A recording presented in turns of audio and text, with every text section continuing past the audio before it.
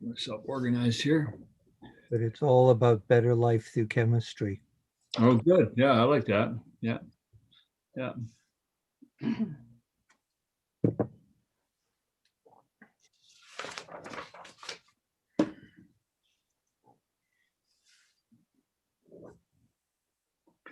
Councilor Lumley, welcome.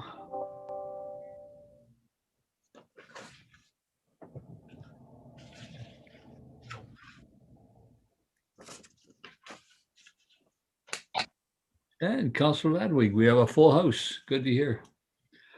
Now, corporate officer, are we in a position to proceed? You're ready to go.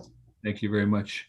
I'd like to welcome everybody who's joining us today to the Committee of the Whole for July 20, 2021. And we're acknowledging we're holding this meeting on the traditional territory of the Squamish Nation. I will call the meeting to order. On my watch, I have 3:01 p.m. And I'd like to talk to council about one change in the agenda, and that is 3.4, Council Code of Conduct. If you'll be paying attention to your agendas, you'll see it's fully duplicated on both agendas today, both the council and the Committee of the Whole. We have another full agenda, and question is whether we're going to have the opportunity to do this topic justice in my mind. I talked to staff, and what we're recommending is that we schedule another meeting next week, just with the one agenda item being the Council Code of Conduct.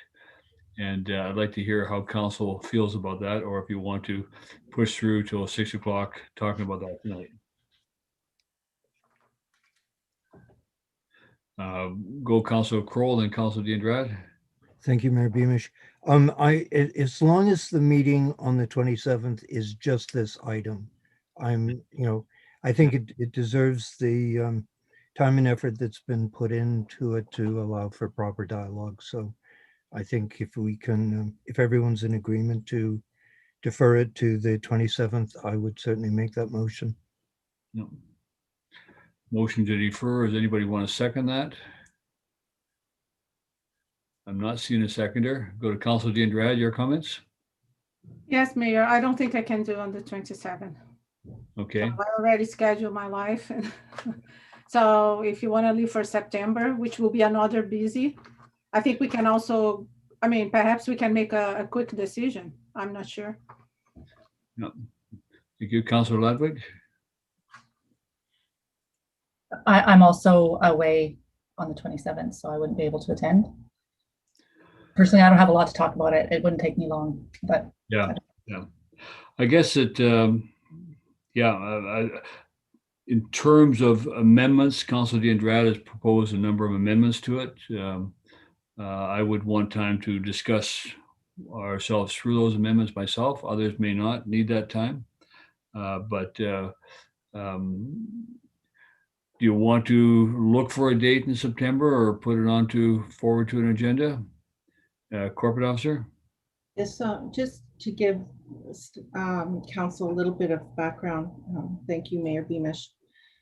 We wanted to get it through sooner rather than later because there is a workshop scheduled in September and it will be facilitated by a consultant, and we were expecting to provide a copy of the adopted code of conduct to the consultant to work with. And so we had hoped to have an adopted code of conduct well enough in advance to give them a copy before they began preparing for the workshop. So if July 27th doesn't work, is it possible that council might wish to suggest another date, but earlier than September? That would be August, and I don't think any of us want to try to suggest rescheduling in August. How about we do this today? How about we simply reorder the agenda and we make this item 3.10 and we make all the other consequential changes, and we'll see where we are when we get to that item on the agenda, see if we actually have time for it, if we go through the other items, rather than putting it up front of the agenda before some of the quarterly reports. Council agree to that? Motion to amend the agenda by moving 3.4 to 3.10 and with consequential amendments to the rest of the agenda numbering. Councillor Kroll. She's a seconder for that. Councillor Lumley. All in favor of that? In favor? Okay, so motion to adopt, to approve the agenda as amended. Councillor Kroll, I saw your hand sneak in I there. thought you were just calling the question on the amended agenda. Oh, I did. And so now we have to approve the agenda as amended, the amended agenda. Yeah. Adopt the approval of the agenda as amended. Yeah. Okay. Councillor Kroll, Councillor Lumley again, thank you. All in favor? Thank you very much. Okay. So now we'll go motion to receive all reports on this agenda. Councillor Kroll, Councillor Ludwig, all in favor? Thank you. So everything's on the table. So we'll proceed down through then the issues, going with 3.1, and this is liquor license change to 966 Venture Way, and Katie Thomas, Planner 2. I have a quick PowerPoint here for you.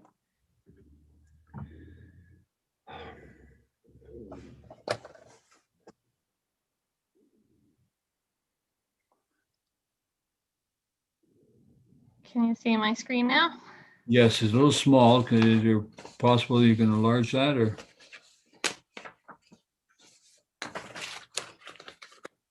Yeah. Give me a second. Yeah. I'll try again.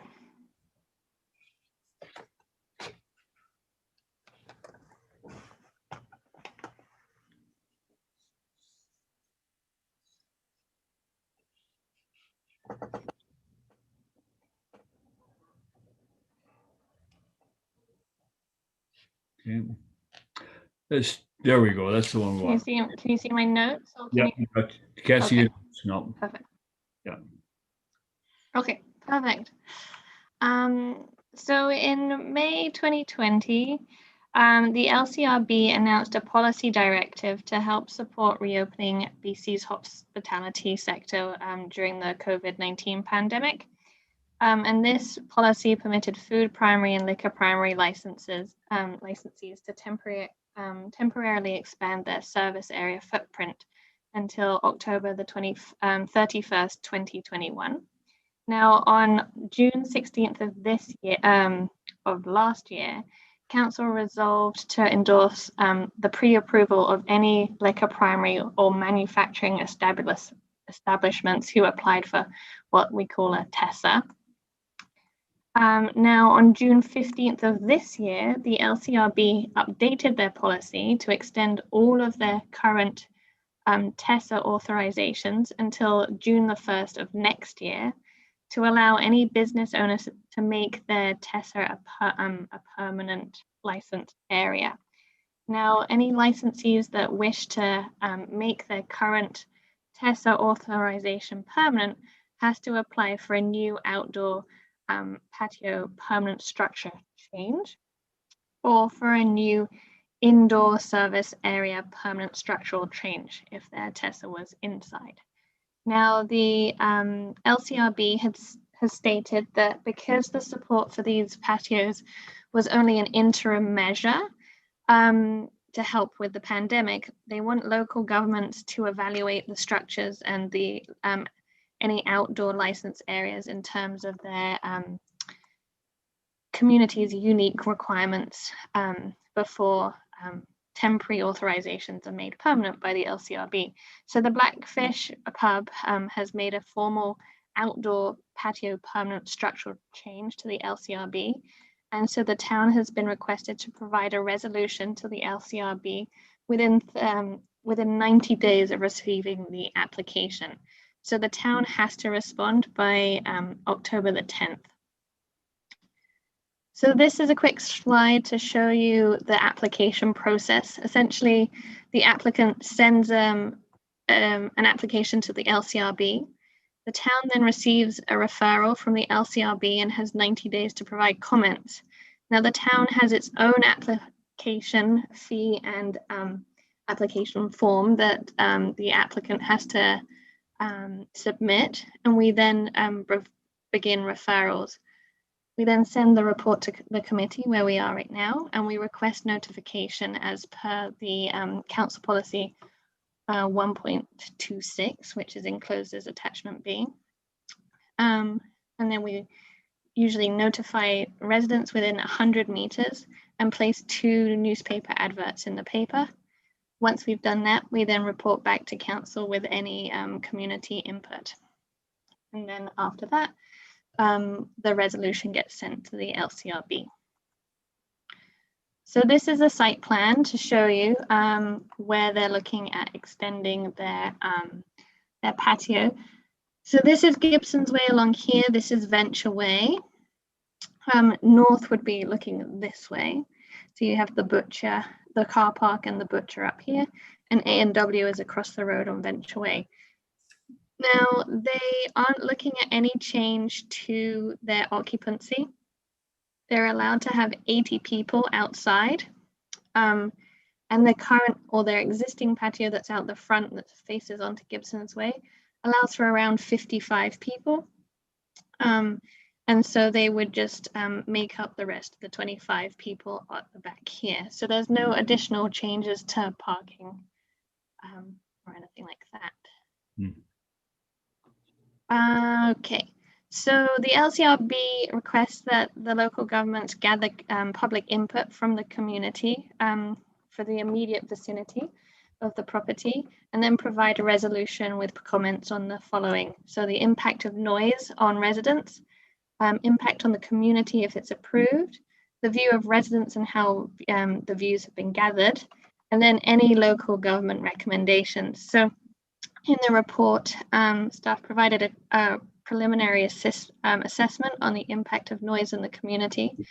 We suggested that because the patio is buffered from nearby residents to the north by the butcher's shop and the parking lot, the outdoor patio has also been approved since May 20th of this year, and we haven't received any complaints. We thought that the noise impact would be minimal. And then as for the community impact, we said that the patio is very small. It's only meant to be open seasonally, and there's no change to the occupancy, so there's no additional parking requirements. We think that the impact would be minimal again to the community. So in terms of recommendations, I've listed them here, but essentially we would like to start the notification process, which would occur in August. And then we would bring it back to council at the beginning of September. So we abide by the LCRB's 90-day referral period. So I'll stop that there. Thank you very much, Katie, for your presentation and your report. I'll go to council to see if council has any questions. Councilor Kroll. Thank you, Mayor Beamish. My one consideration was potential noise with the residents behind the butcher shop. Considering that the thing has been open since May, but the weather in May and June wasn't all that great, I don't know what sort of use the patio may have had. So that's the only thing I flag, is that the noise issue be monitored. Thank you. Other councilors? Okay, seeing no questions. I have no question. My one has been answered, and that was whether it would add to a requirement for increasing the parking. That would not being the case. Would somebody care to move the recommendation? Moved by Councillor Ladwig, seconded by Councillor D'Andrade. All in favor? Thank you very much. So we'll look forward to that coming back to council. Thank you. And again, thank you, Katie, for your report. Go now to the start of our quarterly reports, and the first one being the fire department. And we have a quarterly report in your agenda, pages 31 to 41. And I understand we have somebody who's going to come and present, our new deputy chief. Jordan, are you with us? He's just being transferred over now. Thank you.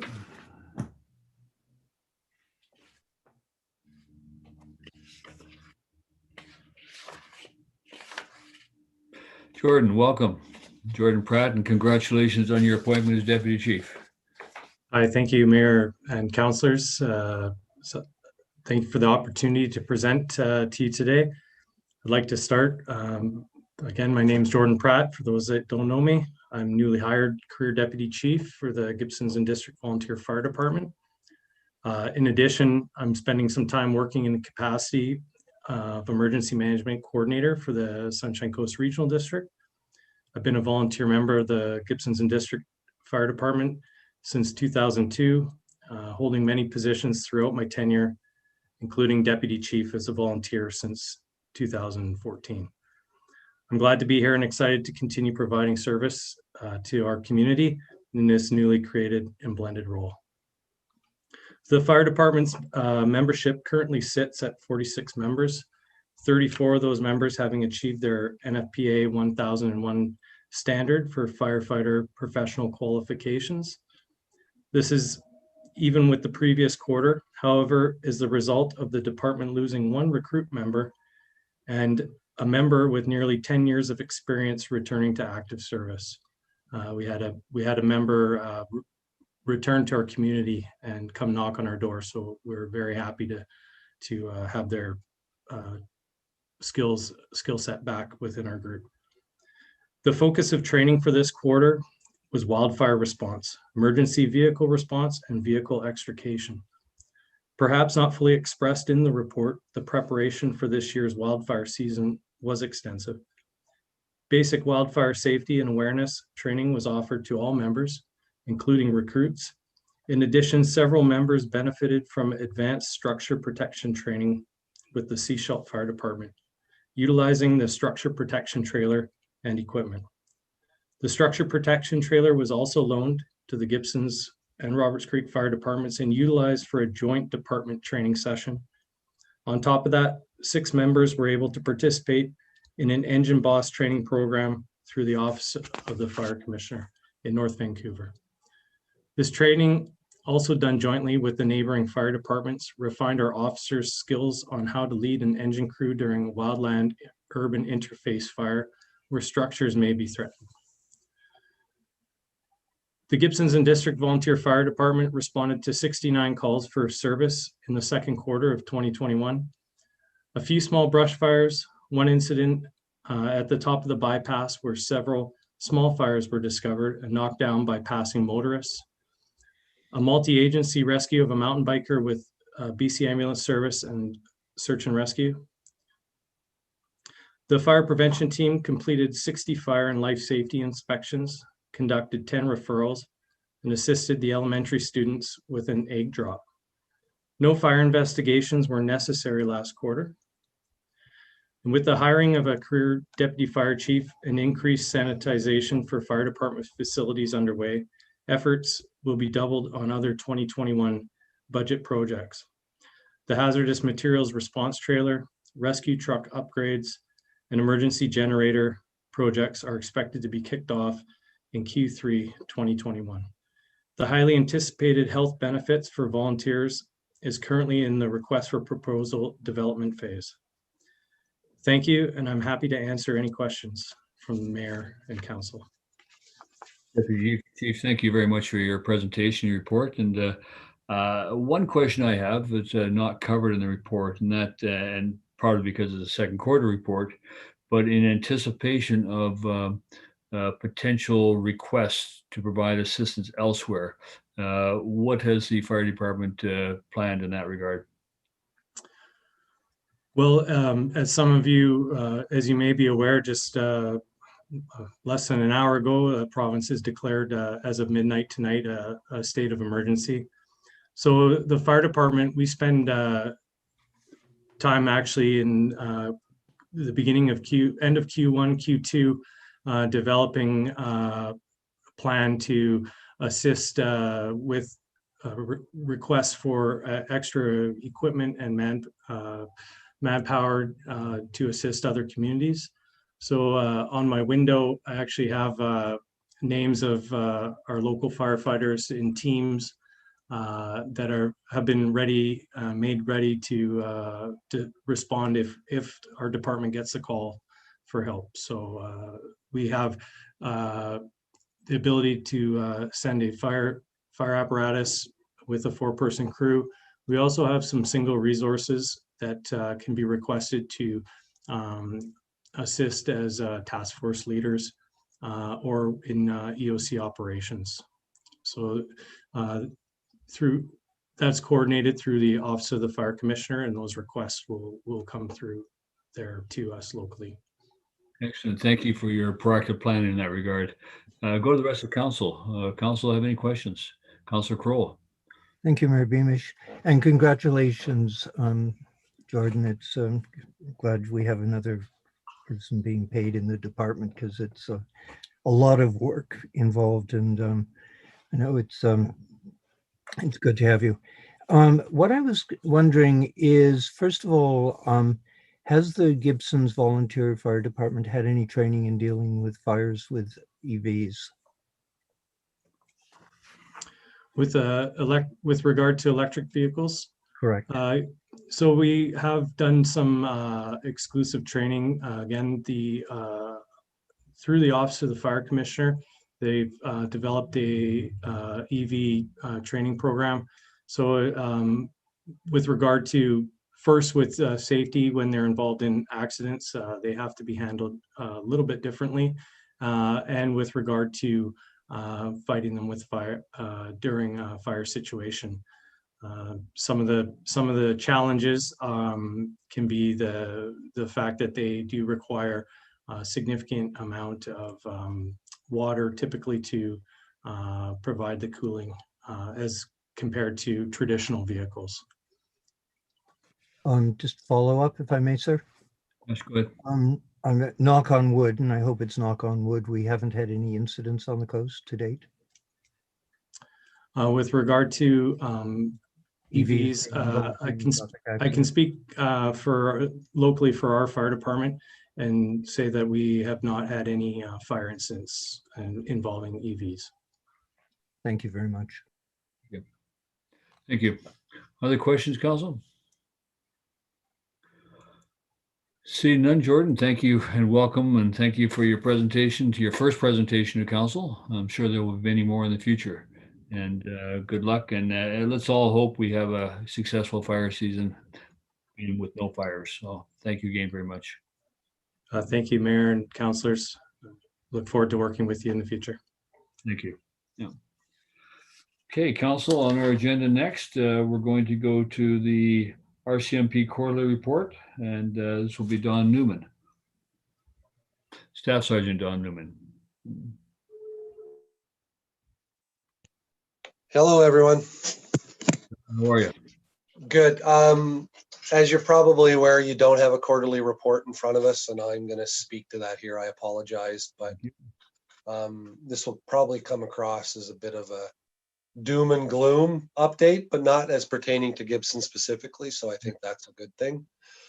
Just from a resourcing and with fires and Fairy Creek on the island, to say that we're stretched beyond is probably an understatement, and in given the summer volume of traffic. So we're just kind of bailing water out of the boat right now. So and even on a support staff, a non-member, we have significant vacancies due to an unexpected double retirement and some sickness. So I just didn't have anyone available to assist with the stats. So that's why there is no quarterly report. But what I will do is I ran some quick numbers. So don't quote them to the paper. They're not going to be exact. But the good news for Gibsons is this time over last year and the year before, call volume is down about 5%. So that's a good thing. And that's in comparison to the rest of the coast, which is up about 5%. So the coast is up 5%, but Gibsons is down 5%. So that's good from a community standpoint. From a internal resourcing thing, where, like, I think it's probably a bit of a broken record for us lately, but the last year has been hard. Where more specifically, we've been hit hard with our senior management and our supervisory. We have anywhere from 5 of 9 to sometimes 6 of 9 of my supervisors, that includes myself, off for long term. Staff Sergeant Hallam is still off. The earliest we can expect an update on that is probably September. There is some good news in that, though. Sergeant Hacker, who's been off for 18 months on administrative leave, has just been transferred, and his replacement is scheduled to start early August, Sergeant Aaron Lynch. We have a vacant GD Corporal spot who's been vacant for a year, and he will be starting, Travis Harkness, he will be starting on August 7th. So we do have some relief coming in, which will help us. And like I said, on a support staff, both in Gibsons and Seashell, we've had some unexpected vacancies. And from a Gibsons perspective, what we've had to do is we've had to alter our hours at the Gibsons office for the next 2 weeks. We've pulled in casual employees, and we're managed to staff at Monday to Friday, but only from 8:30 to 12 or 8:30 to 12:30. That's just out of necessity. We just don't have the bodies to do front counters and everything else. We are being asked, it started, the draw on us for the wildfires actually started today. We'll likely be asked to release, we've been asked to release 2 people effective tomorrow night. Right now, we've only been able to locate 1 person we can release, but that will likely be an expectation on us, 1 or 2 people moving forward for the rest of the summer.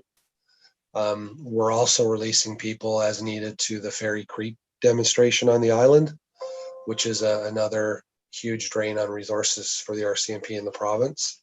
And we do have some people with special training out of the detachment that's needed. So that takes away from our flexibility from frontline policing. And as it is, we've disbanded our specialty sections. Our GI section has been disbanded to work on the watch. Our IPS, Indigenous Policing Services, are working, but they've been called off to assist with the fires and the Fairy Creek as well. So we're running a bare bone ship right now, but there hasn't been an impact on frontline and first response. But it may mean some delays in attending, but we're managing that well now. But it is a struggle, and some of the things that are being impacted are stuff like stats and stuff like that. And we are unfortunately missing a few meetings just out of necessity, because myself and the senior management were out assisting with files on the road and not available for phone calls such as this. So I'll apologize in advance or belated if I've missed any meetings scheduled with anyone here. Yeah, I think that's probably the doom and gloom over, and I'll open it up to any questions. Thank you, Don. I appreciate it. I guess my one big concern is, are we putting the community at greater risk by releasing? Have a member down to the guard room, please. Thank you. Sorry, I apologize about that. What was that again? Are we putting the community at greater risk by releasing members to other areas like wildfire, like Fairy Creek, when we're already down in terms of numbers? Can we accommodate this, and what is that overall risk assessment on that? The answer short term is yes, we can accommodate it. The issue becomes long term because there's a burnout factor. I mean, there's a cost associated to it, but ultimately, balance, books are balanced all the time. There's a huge cost in overtime for that. But the biggest balance is just on the stress on the members and burnout, and what we call OT fatigue. We now just can't get people to come fill some shifts because, there needs to be some balance. We're also gone through a year of leave restrictions because of COVID, and we're trying to encourage members to take some leave for their own mental wellness, and and that gets hard, and we need that. So, but from a personal or a public safety, no, we're meeting our minimums. What we've just had to do is we've had to divert all our resources to frontline, and we've been successful. There's been some good arrests, some good investigations, but can we manage for the next 6 or 8 weeks? Yeah. It's got a lot's going to depend on, though, the wildfires. How long is this going to stretch? It's and I don't want to say unprecedented, but it's definitely an unusually dry summer and early start. Could this stretch into September? Then we'll start to really have some issues. And with the state of emergency declared, and there is an expectation that everyone contributes If we don't have anyone, do we send anyone? Like today, I was asked for 2 members, could only find 1. You can't draw blood from a rock, so they're getting 1, not 2. So, we're not going to send people that we will, put us below minimums from a general duty perspective. But it does get hard, and it does challenge our ability to react to something that happens on the coast. But that's something you plan for, and we would have to adapt as that situation arises if it does.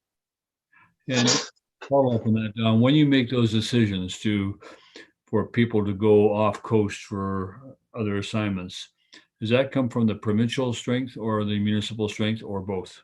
Both. You would have, I believe you were disseminated in Article 9.2, I think it is, which allows municipal resources to be drawn for provincial initiatives, and the state of emergency makes that easier. So right now it doesn't matter whether it's municipal or provincial. We're sending both.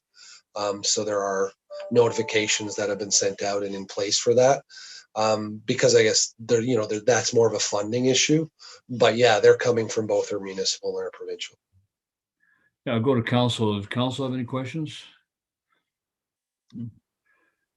I have one more, and that is the auxiliary police. Are we looking on the coast here at all at implementing the auxiliary police program?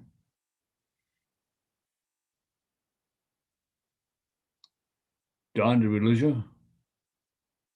Sorry about that. The auxiliary program has been put on hold as of 2 weeks ago.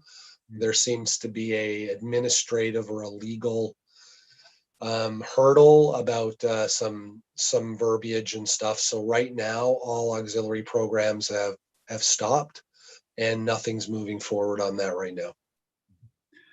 And I think I speak from council when I say thank you and your members for all that you do for us. If you do get to that point in time when you feel that you need a type program, a patrol type program to be planned and implemented, please give us a call and we'll see what we can do to help. No, I appreciate it. Like I said, it is what it is. I mean, it's across the province. It's been a different 18 months for everybody, not just us. Just the wildfires, not that they could ever come at a good time, but probably not the best time for us at this point. But we'll manage. And like I said, it should not and will not affect our ability to first respond and provide that. What it will cut down, though, is you will see some of that extra services. Like I said, having to close the Gibsons office for half a day for the next couple of weeks, possibly not being as community oriented in some of the requests from the community over the next 6 weeks, but we still will continue to provide all the frontline and first response duties. It's good to see that the stats are down in Gibsons. That's positive. So no, it is for sure. Thank you. Council, no further questions. Don, thank you very much for your time, and all the best to your members. Thanks. Have a good time. Thank you. Thank you. Have a good time. Yeah, sometimes I'm so tired, Bill. I don't know what I'm saying. Take care. All right. Okay, moving on then to the next report, and that's the Director of Finance for the Finance Department 2021 quarterly report, Q2 report. Director of Finance. Thank you, Mayor. So I'll keep this brief, knowing that you have a very big agenda. So Q2, as you remember, we finalized the 2021 budget process. That's always a big project to get completed. And that also at the same time, we were concluding the 2020 audit. And then as rolling out of that, we completed much of the required annual reporting that we do every year. That happens in Q2 as well. So that's all complete. At the same time that this coincided with tax season. And so this year, I'm really pleased to say that the new homeowner grant program administration went really, really smoothly.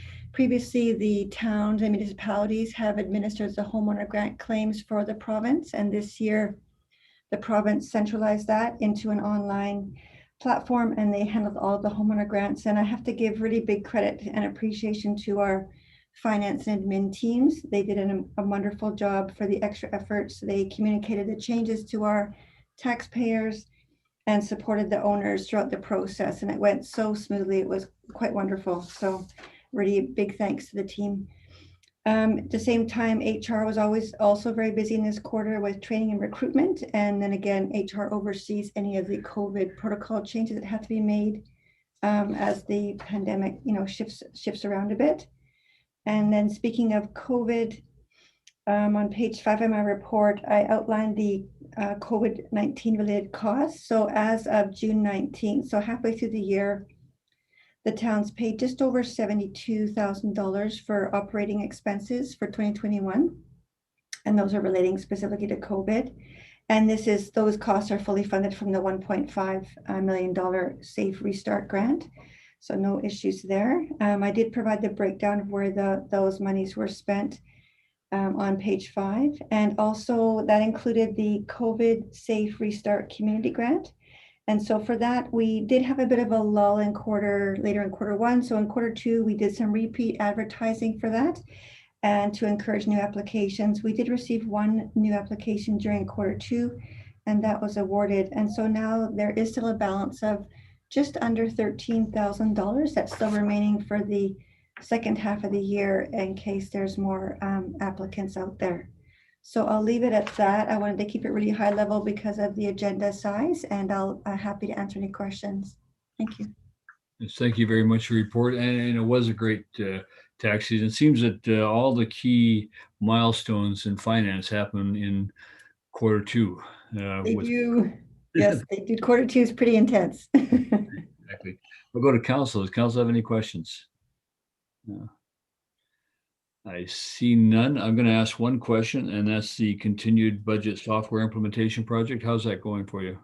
Oh, I questioned my sanity when I added that into quarter 2, but I did it anyway, and it's ongoing. I'm partway through. It's software implementation is always a really big job, and so I'm getting there, and I'm hoping to have it in place for the 2022 budget, and I'll be able to make that decision. I'll have to make that decision in the next couple of months, but it's going well. It's just a lot of details that have to get sorted out when you're implementing new budget, but new software, but it's going so far so good. Thank you. Thank you. Well, thank you and to your staff, and I hope that you're able to get a break this summer. Yes, yes. Everybody is get set to get started on our strategic planning and our implementation and our budget planning for 2022. We'll look forward. So thank you very much. Excellent. And it was a good experience for all of us, by the way, working with you and working with your staff to get through this year. So thank you very much. Thank you. Okay, Planning and Development Services, Q2 report, and we'll go to the Director of Planning. Thank you, Mayor. So can everybody hear me? We can, thank you. Okay. So I'll keep this short as well, and I'll leave it open for questions, but some highlights are in terms of staffing, Dave Bell retired. He was with the town for 9 years, so we are looking to fill his position. And at the end of this month, Katie Thomas will be beginning her maternity leave. So we are still recruiting to backfill for her position. So we will be very busy without Katie and without Dave. Inquiries are still high this quarter. Late quarter 1 was especially busy, but it's still a hot real estate market. So we are still getting a lot of calls from realtors. In terms of the affordable housing projects, Franklin Road is still, we're still waiting for some landscape and frontage remediations to be completed. For supported housing, they have completed their landscaping, and it looks really good on that building. There are some minor servicing deficiencies that are needed to be completed before the building can get their final. And the Town of Gibsons Council authorized or endorsed the housing strategy for the town. So a workshop will be held in September to go through those action items and prioritize them. For short-term rentals, we're preparing a report for next quarter to evaluate the goals and evaluate where we're at with that bylaw and how to move it forward. For the community amenity contribution policy, It was presented to council this quarter, and council requested launching a survey. So that survey was launched on July 15th, so 5 days ago. And as of this morning, we had received 120 responses. So that's before it's been in the newspaper for advertisement. So people are seeing it, which is great. We are getting a response, and the intention was to keep it open for 3 weeks. If responses keep coming in, we can keep it open until the end of August and then close it just before we report back to council. The garden suite policy. So in Q1, a survey was launched for garden suite owners. And then in Q2, a townwide survey was launched. And staff are reviewing the results of that survey and will be reporting back next quarter. Let's see, not much of an update for the next few items. In terms of development applications, we received 16 new applications this quarter. Last quarter, oh, I don't have a comparison with last quarter. This year we got, or this quarter we got a lot of subdivision applications, so a lot of lot splits, a lot of lot line adjustments. So that's been keeping us busy. The applications of note that haven't come to the committee or council yet, it'll start with the advisory design panel, is a multi-family rezoning on Park Road. So that is looking to rezone from, I believe it's a residential, an R3 zone, to a cluster residential zone in Upper Gibsons. And then another application I wanted to flag for council is 682 Gibsons Way. So that's where the Panago Pizza property is. They are looking, they're going to be submitting a development permit application. They've applied. We're just waiting for some revisions to their plans, but that's going to hopefully go to the advisory design panel in August for the August meeting. In terms of building inspections or building permits and inspections, we received 26 building permit applications this quarter compared to 15 last year. So building permits are coming in quickly. And in terms of bylaw enforcement, we have received 138 complaints this quarter. And last year for Q2, we were at 175. So it seems like they are slowing down now, but they're still high. And then in terms of business licenses, we got 27 new business licenses issued compared to 13 in Q2 2020. So we've got quite a high revenue of business licenses, and none of those are short-term rentals, and it's just new businesses are coming, which is wonderful. So there's a very high level overview. If council has any questions, I can do a deeper dive. Thank you, Director. It's excellent. And I flagged that business license myself. I mean, I was reading the annual report and I see our business license for 2020 or 2021. We're already significantly up for 2021 over 2020, or sorry, over 2020, and that's significant. Also, I'm glad to see we're issuing dog licenses, although we need more. Every time I go and take one of those green dog bags out of a dog issuing dog bag issuer thing, I appreciate the fact that I paid for that through my dog licenses. And I think that other people need to recognize that that is a service that we provide in many areas of the town, points of entry into parks and trails that helps to keep the town clean and should be offset by dog licenses. And not only to return dogs to their home, but also to provide that kind of service and then empty the garbage after they've been dumped in the garbage. So I appreciate that. So Council, I'll go to you for questions. Councillor Kroll. Thank you, Mayor Beamish. Thank you for the report. I'm just wondering, with respect to the business licenses, are you able to share with us what type of businesses? I can share what I don't have the details of the exact businesses, but in the report it talks about 13 were for contractors, 4 for personal services, 4 consultants, 2 for food, 2 for retail, 1 for transport, and 1 was a home occupation. So those are just sort of the high level. Great, thank you. Welcome. One thing I noticed, because I sign letters to all new business licenses, and a number of our business licenses recognize that they are out of the community, but providing service within the community. And so we issue business license to them. I really appreciate people are getting those and making sure that they are in compliance. That's good. Other Councilor Diandrad? Thank you, Mayor.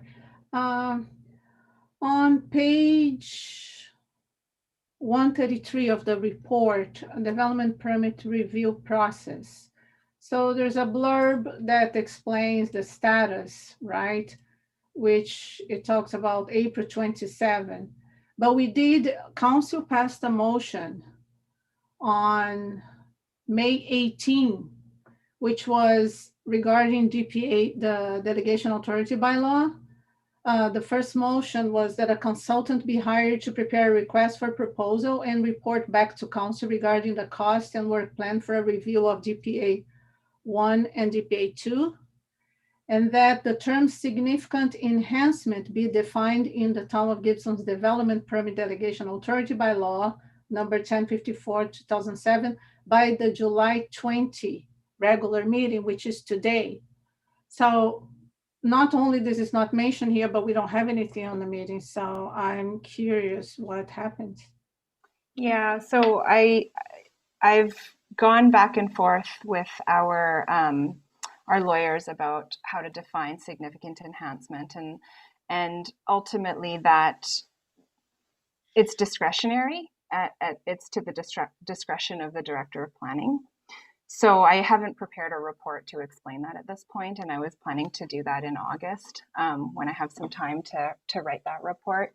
In terms of the other piece about hiring a consultant, we did submit an application for grant funds to update DPA 1 and 2, or 1 and 2, I believe. And so we are waiting for, we included a piece for the environmentally sensitive areas. Wasn't DPA 5? No, that's form and character. Yes. There was some, I'd have to look through the grant application again, but after the conversation about the environmental DPA, we did include that in the grant. So we are waiting to see if we get that grant funding. And if not, we'd have to look at our budgets and how to balance those numbers and bring back to council a potential change to the financial plan.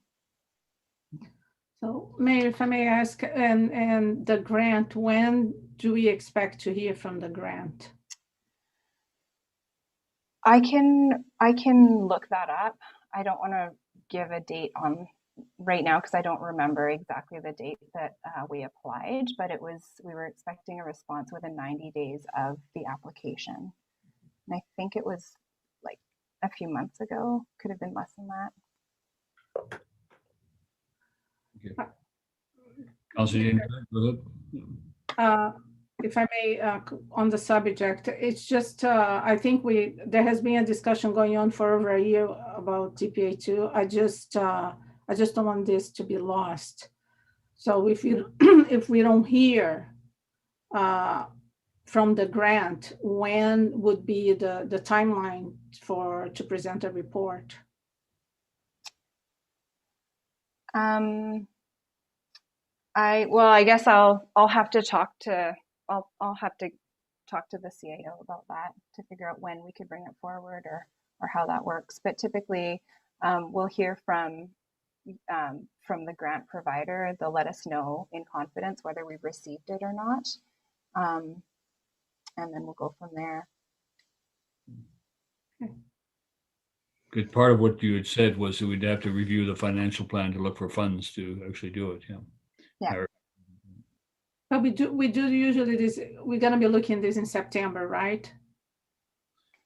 Yeah, I don't know when we're going to hear from the grant, so I'd have to look at when we applied and calculate 90 days from that application deadline, and then we'll go from there. Okay. I'll make a note too. Thank you. Mhm. Other questions, Council? Councilor Diendrad? Thank you. I have a few questions. One concerns the affordable housing. I noticed actually there's even a letter. There's no tree, even though there's some landscape, some gardens, but there's no planting. Sorry, right now there's no tree planted. At least last time when I went there, is there any plan for tree planting in this lot? I mean, given the importance, I mean, we are going through the tree by law, the importance of trees, and I'm just wondering if this has been considered for this lot. You're talking about Harmony Lane? Yes, please. Yes. Yeah. Yeah. And so that's why they haven't, we haven't signed off on that one yet, because they didn't design it as according to the development permit that was authorized. So they are going to have to complete the landscaping and frontage requirements that were put in place that are required. Yeah. But does it require for like a tree planting or just a bush? And it requires some trees and some grass. Yeah. Yeah. Mayor Beamish, I have one question regarding the CACs, if I may. Go ahead, yeah. Okay, thank you. The director of planning mentioned I learned about the Facebook survey. I was surprised that I didn't get any email because I am on the email list. So no email was sent. And I had the impression the director of planning said that there will be an advertisement on the newspaper. Is it true? Yeah, there will be an advertisement on Friday. Okay. So it was just launched 5 days ago. So we launched it and then we've asked for 2 newspaper notifications to go out. And I can look at my email from Elizabeth. Let's see. So a newspaper ad will run this Friday. And I think she has another date for the newspaper ad.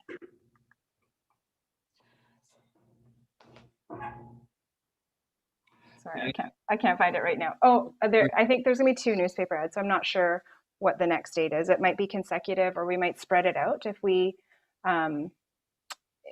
we could spread it out so that it's just before we close it, just as a final reminder.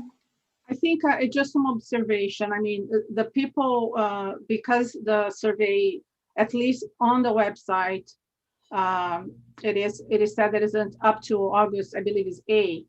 So the people that read on a newspaper, they won't have the same period of time for response. Another thing, I don't know what the advertise is going to be, but I wonder if there's an option. If someone doesn't have a computer, if the town is offering to mail the survey and or have copies, because somehow we are discriminating, right? If you don't have a computer, you are not able to answer the survey. And I think council made a commitment to reach out to everybody in one of our core commitments. So I think it's important. It could be a very small percentage, but this is still, there's a lot of seniors. I mean, I'm sure many of them have computers, but I cannot assume that perhaps half of them don't go too much to the computer. And also, why if it's possible that we get an email, because I only learned about the Facebook survey because someone contacted me, but I wouldn't have known. I didn't get any email from the town. The town sends the newsletter, so if this is possible as well, so we can reach, we have a good public outreach. Sure, in future we can email council when we launch a survey, if that's what you would like. Sorry, not council, on the email. Oh. I know the town has 2,000, over 2,000. Elizabeth has the numbers. The same email that you send the newsletters, all the emails, right? Oh, for those who subscribe to the agendas? I can talk to Elizabeth about that. I'm not sure what that process looks like, but I can inquire about it. And in terms of mailing all the residents, we had not intended to do that. So we hadn't budgeted for that either. If I may say, not may all the residents, but have a clause that says, if you don't have a computer, please phone the town. So the town could mail the specific people. I think it's just important, right? We talk about inclusivity, inclusiveness, and we talk about reaching out our population. And we have a big percentage of the population, 50% are seniors, basically, right? So if we are saying, well, only if you have a computer, we are somehow discriminating. And if we are talking about being inclusive, I think this is an important aspect to consider.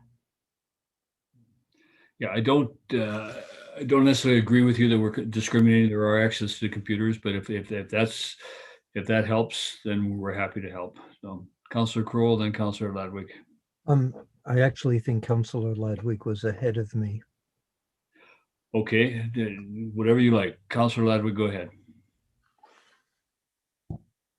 I was just going to say that it would be great to get these surveys by email to anyone who's subscribing. I think that would be to the newsletter. I think that'd be great. Just as an individual separate email. It's obviously a list of people that are interested in town news. So yeah. Councillor Kroll. Thank you, Mayor Beamish. And to the issue of people with computers, perhaps the Director of Finance, through how people who didn't have computers applied for their homeowners grant, if a list was kept of those people with addresses that they could be contacted. Okay. Just further to that, Mr. Mayor, it will be advertised in the digital newsletter next week, and we can add the advertisement in the newspaper has already gone out for Friday, but the next one we can add a line about filling out paper copies and dropping them off at Town Hall. So there's still time because it's early. And when it's advertised in the digital letter, it goes to all the people on that email list. Yeah. So, and Councillor Kroll.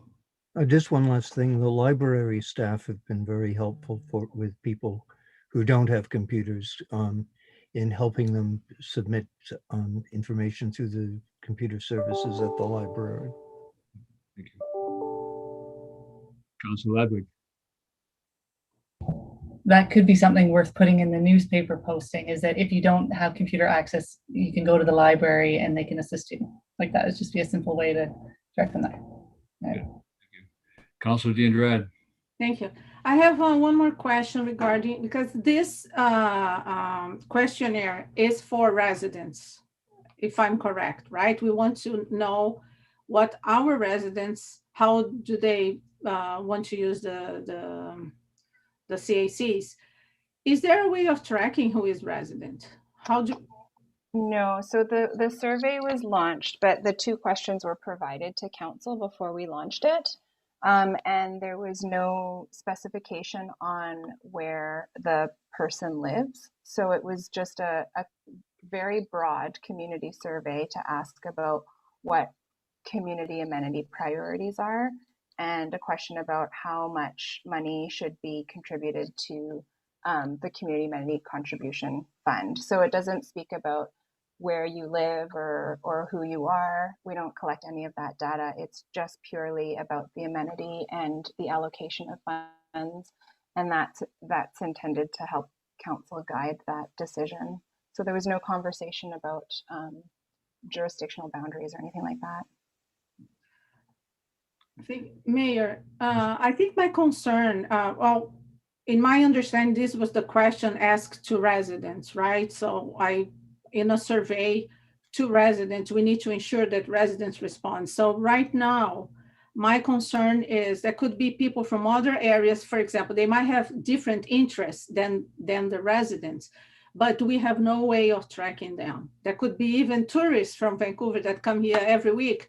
And for example, perhaps they have interest in more cycling infrastructure.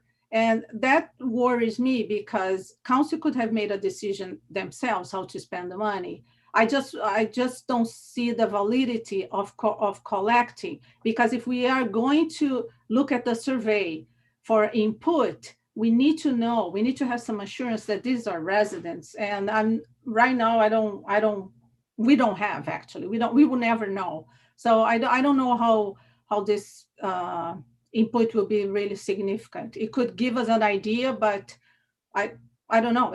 There's no validity really. We don't know who is responding to surveys. Okay.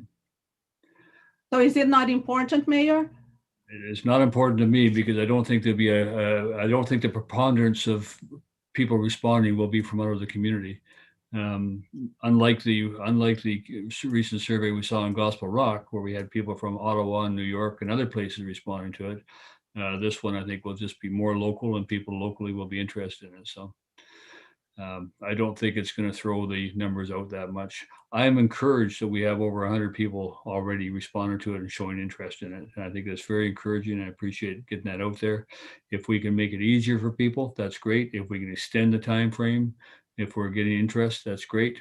All those things to accommodate. But I'm not worried about people who might be either on the border of the town or outside the town, or tourists looking for a more better infrastructure. That's probably that's good input. So we appreciate that, in my view. Okay. Council, any other questions on the report from the Director of Infrastructure? Okay, seeing none. Thank you, Director. I'm sure we'll see you tonight. Okay. Take Thank care. you. Thank you very much. Yeah. So not infrastructure, sorry, planning. Infrastructure is next. And now we'll go to the Director of Infrastructure, and we'll go to the second quarterly report for the Infrastructure Services Department. Thank you, and welcome, Mr. Newman. Thank you, Mayor Beamish. First, I'll try and zip through this, but I do want to highlight that one section. I think we may come up with another name for it, but the first section, the value-added staff initiatives, council and the community can often see the physical works that are being done out there, but the day-to-day things that happen behind the scenes are obviously not, are often not seen or recognized. I'm not going to go through all of them, but please do read them if you haven't. So one of the ones is that we relocated water service at 711 Park Road, which allowed us to abandon a water main that is reached the end of its life expectancy, and so that's saved the town approximately $250,000 in replacement costs. And these are the sorts of things we keep an eye on, is to see if there's different ways that we can configure our infrastructure in order to reduce our costs. We've also done cost sharing for orthophotographs with BC Assessment, and data sharing with the SCRD and the province on work that we're doing, and that is also reciprocal. We've changed the format of the required annual water report in order to provide more of an informative document for residents. We've held 3 what I felt were very successful virtual staff public meetings, and I felt that the virtual platform really seemed to work well and allowed for some good conversation. We've made some improvements to the operations and use of staff, which has eliminated the need for staff to work on statutory holidays, which are, they're not paid at, I think they're paid at double time. And so that has resulted in cost savings as well. And the last item I wanted to draw attention to on this one section is that staff on our own are continuing to build relationships with our counterparts at the Squamish Nation, and we're starting to put some faces to names, and it's been enjoyable and productive.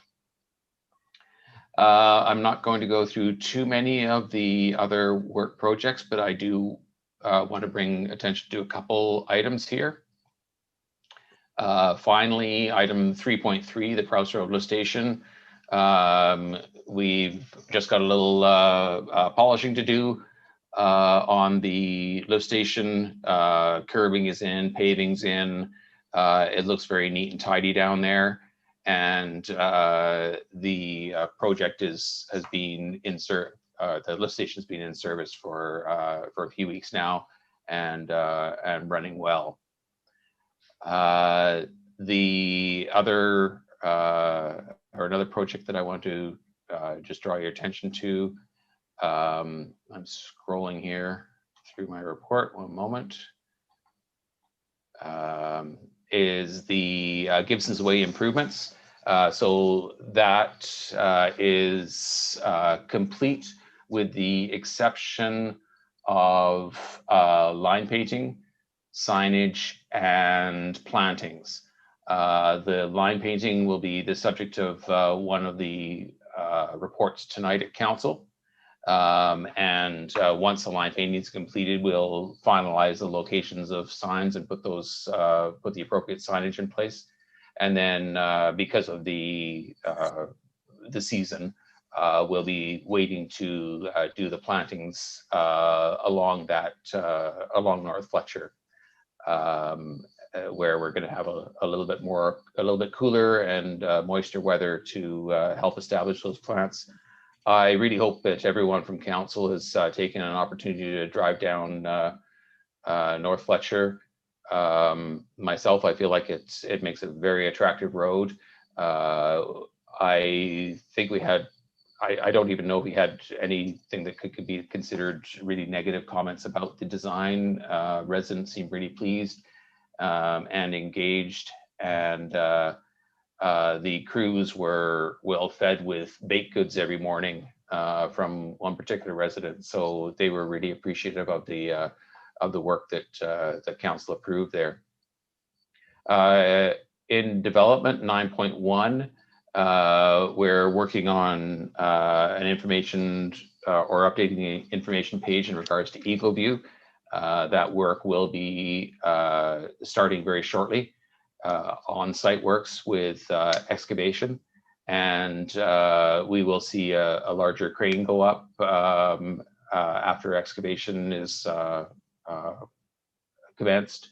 And some of the work will most definitely be noisy, and just because of the location, we'll hear it through a lot of the lower town, I imagine. But as I say, we'll keep the website updated and communication going on that one. I feel that that's important for the public to know what's happening on that site. It's also going to be fairly visible from Lower Gibsons as well. 9.3 Parkland Phase 4.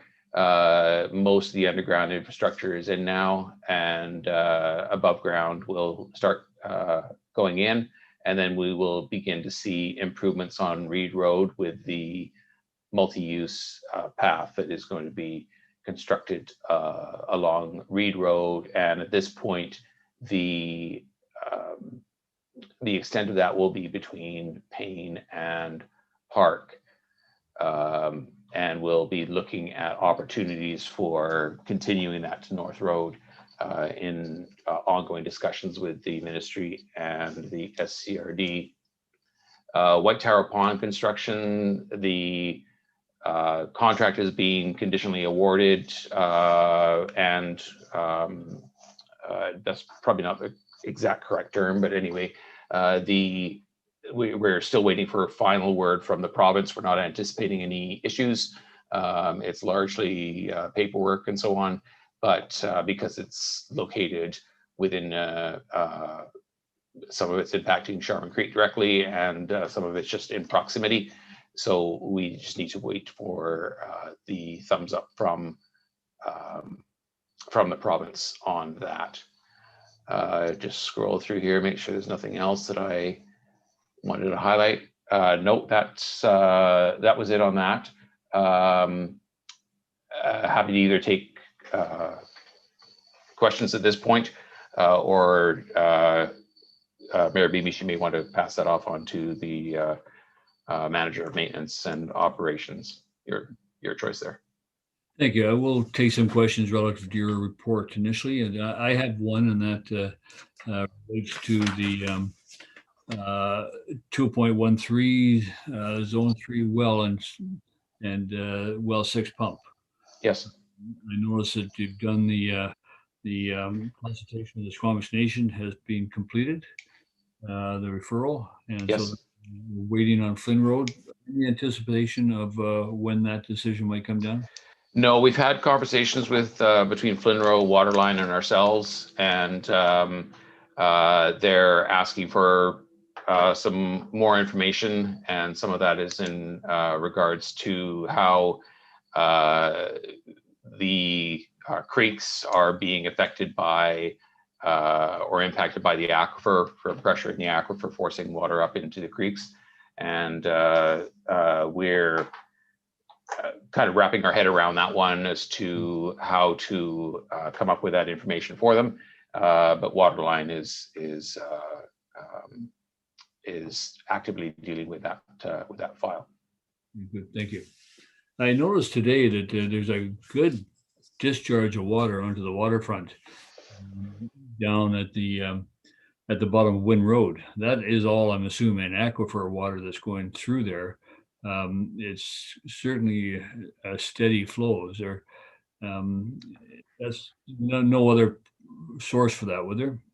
It would be from the shallow aquifer, which is the one we call Capilano aquifer. And then I believe that the well 4 will drain down to the foreshore when it's not pumping. Right. Yeah. Yeah.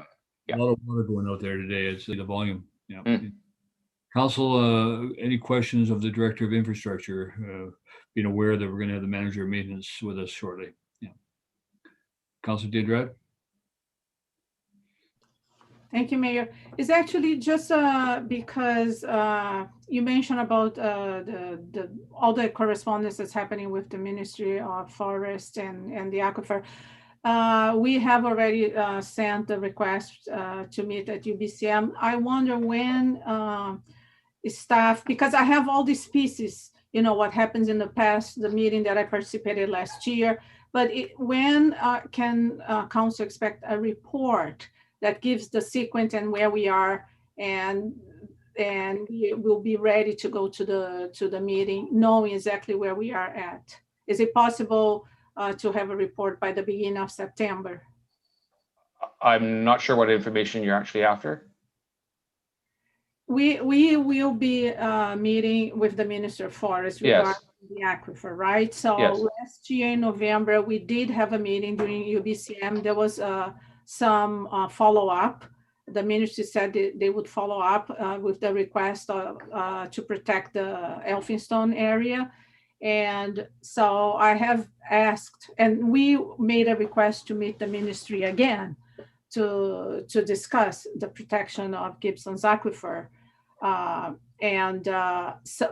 I think between last year and what happened this year, I don't really know exactly what happens, what the discussions have been, right? So I asked a report weeks ago, I haven't heard.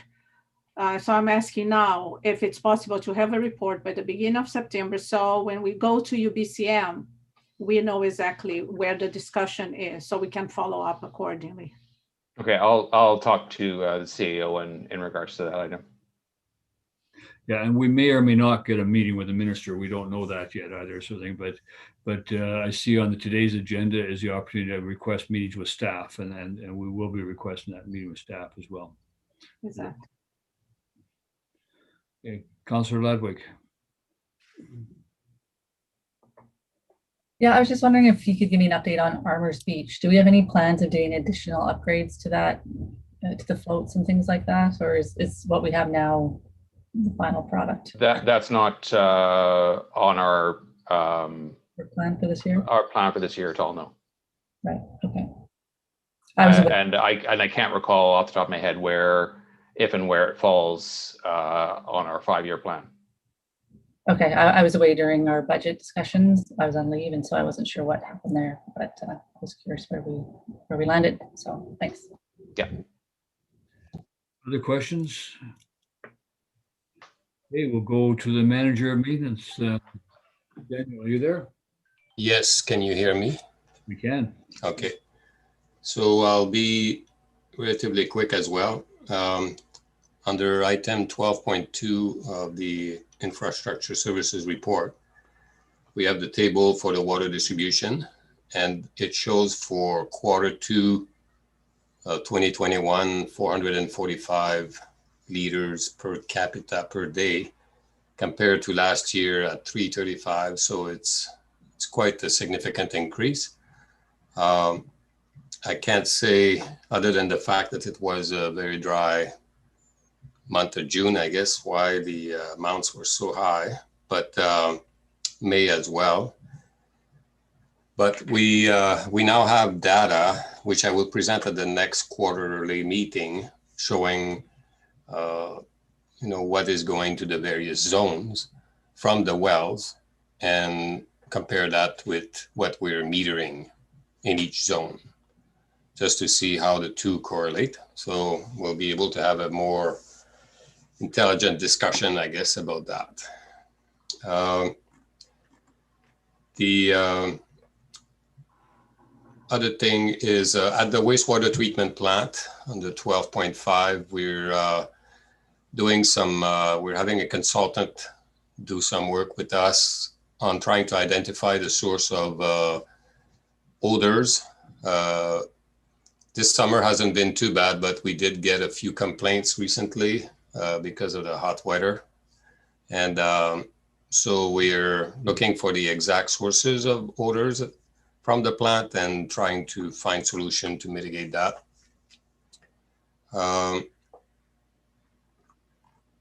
Then under for the parks operations and maintenance, last time I think we talked about the new street trees that are now located in Lower Gibsons that replaced the two large trees, and we replaced a large section of sidewalks, so that the trees are doing well. So we're making sure they survive the summer until the wet season, because we planted them a little bit late, like in May. At Dugo Park, the tennis courts, at the second or third week of August, we will be resurfacing the courts, both of them, and repainting the lines, and we will be painting pickleball lines as well. And there's two groups that are very interested in this file, and we're hearing from both of them. But and we're working out. We met with both groups together, and we will meet again just to make sure we're all on the same page as far as who gets to use what court when and all that. Seems to be working okay up at Parkland, so hopefully it will be the same down there. Seaview Trail, that trail is a trail that goes from the end of Seaview Road down to the ravine there. That was built by a local group of residents. That was quite a successful local project, I found. And we had the expertise also at very, very low cost to us, to the town, for the geotech assessment and the riparian study assessment. So that's all done. And then we had the expertise from a trail builder, I guess, to build the trail. So low maintenance trail, that's what we were looking for as well. At Arrowhead Park, if you go there, you'll see also new signage for the trail. And that is reflective of what you might see for the rest of the trails in Gibsons for the next while. We're trying to hit, we'll do a few more this year, the beaches, but the large trails will probably be in 2022. We've also purchased 5 new bear-proof garbage bins to locate at the trailheads as well. So that will be coming shortly.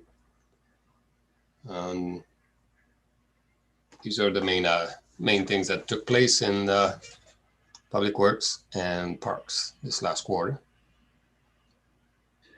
Thank you, Daniel, very much. And I agree, there's a lot of interest in pickleball and tennis, and I think we need to look at adding to those facilities if we can. And I think there might be some options there. I should let you know that people are actually the pickleball people asking for indoor 8 courts. 8 courts. Yeah. So Indoor, anyway, we may not have an option for indoor, but certainly adding to the outdoor courts, and maybe we have to look at some of that vacant land up at Aurora, or look at new development to contribute to that. So I think we need to have that opportunity. One question I've had, and that is regarding wayfaring signs. We need to do better signage out in the community, and there have been discussion of doing that, pointing the direction to certain features or trails or areas. Is any plan on doing that, improving signage in this quarter? Dave? Not likely this quarter, but signage, directional signage is part of the grant that we received from in regards to improving the pedestrian links. And those are specifically where we're trying to direct people to these biking and pedestrian corridors. Yeah. Well, it's that, as well as things like on the trails where the public market, the marina, the boat launch, the kayak launch, all these areas there, we don't seem to have a good visual for people when they come through town looking for these areas. And it'd be nice to have better and consistent signage, similar to the standard of signage we have at the entries and our park signage. So it is something I think we need to work out. Obviously, this tourist season is upon us now, but we need to plan for that. So, other questions, Council? Councillor Lumley. Yeah, just with the increase in water usage already, I guess, do you anticipate, or does anybody anticipate moving to a different, like the next phase of kind of water? Should we be looking at conservation of our water and move into a new phase? I mean, I drove by Parkland today, and there was a woman just sitting in a chair with a hose watering her lawn. So I don't know. I mean, are we thinking about that? Or I know we can think that the aquifer is a great supply forever, but maybe, I don't know. It just seems like wasting water's pretty important, conserving an asset. So that was just a question. Dave? So thank you, Mayor Beers. So at this point, we are in stage 2, which is, and typically we've always followed the regional district on stage 2, and then the impact on the aquifer right now with servicing the whole town is similar to what the demand that we had it on in around 2012, and then greater before then. And so the impact on the aquifer right now is not different than we've had before. However, we recognize that there's changing conditions and so on, and that's part of our monitoring program that we do. And we keep an eye on. We've got sensors on the levels in the wells, and if we see any concerns or issues with that, then we would be moving to a different stage of conservation or restrictions. And but at this point, we don't have the data to support that. Having said that, we do need to bring the I can't remember exactly the water quality and conservation policy, I'm not sure the exact name, back to council, because it still references the regional district supplying zone 3. And we can certainly have a discussion about any increased restrictions, just as partly as a messaging, I suppose, tool, and in the various stages. So we can certainly have a conversation about that when that comes back to council. Councilor Lumley, you have a follow-up? Oh, it's just a wave. Okay. All right, thanks. Okay. It was a thank you wave. Okay, good. Thank you. Okay, any other questions, councillors, or anything? I have had quite a few very positive comments about North Fletcher, by the way. I appreciate that. I Yeah, a little question the access off of School Road on the South Fletcher. I've almost made the mistake myself in turning down that little asphalt lane, and I saw somebody who did make a mistake of turning down that little asphalt lane.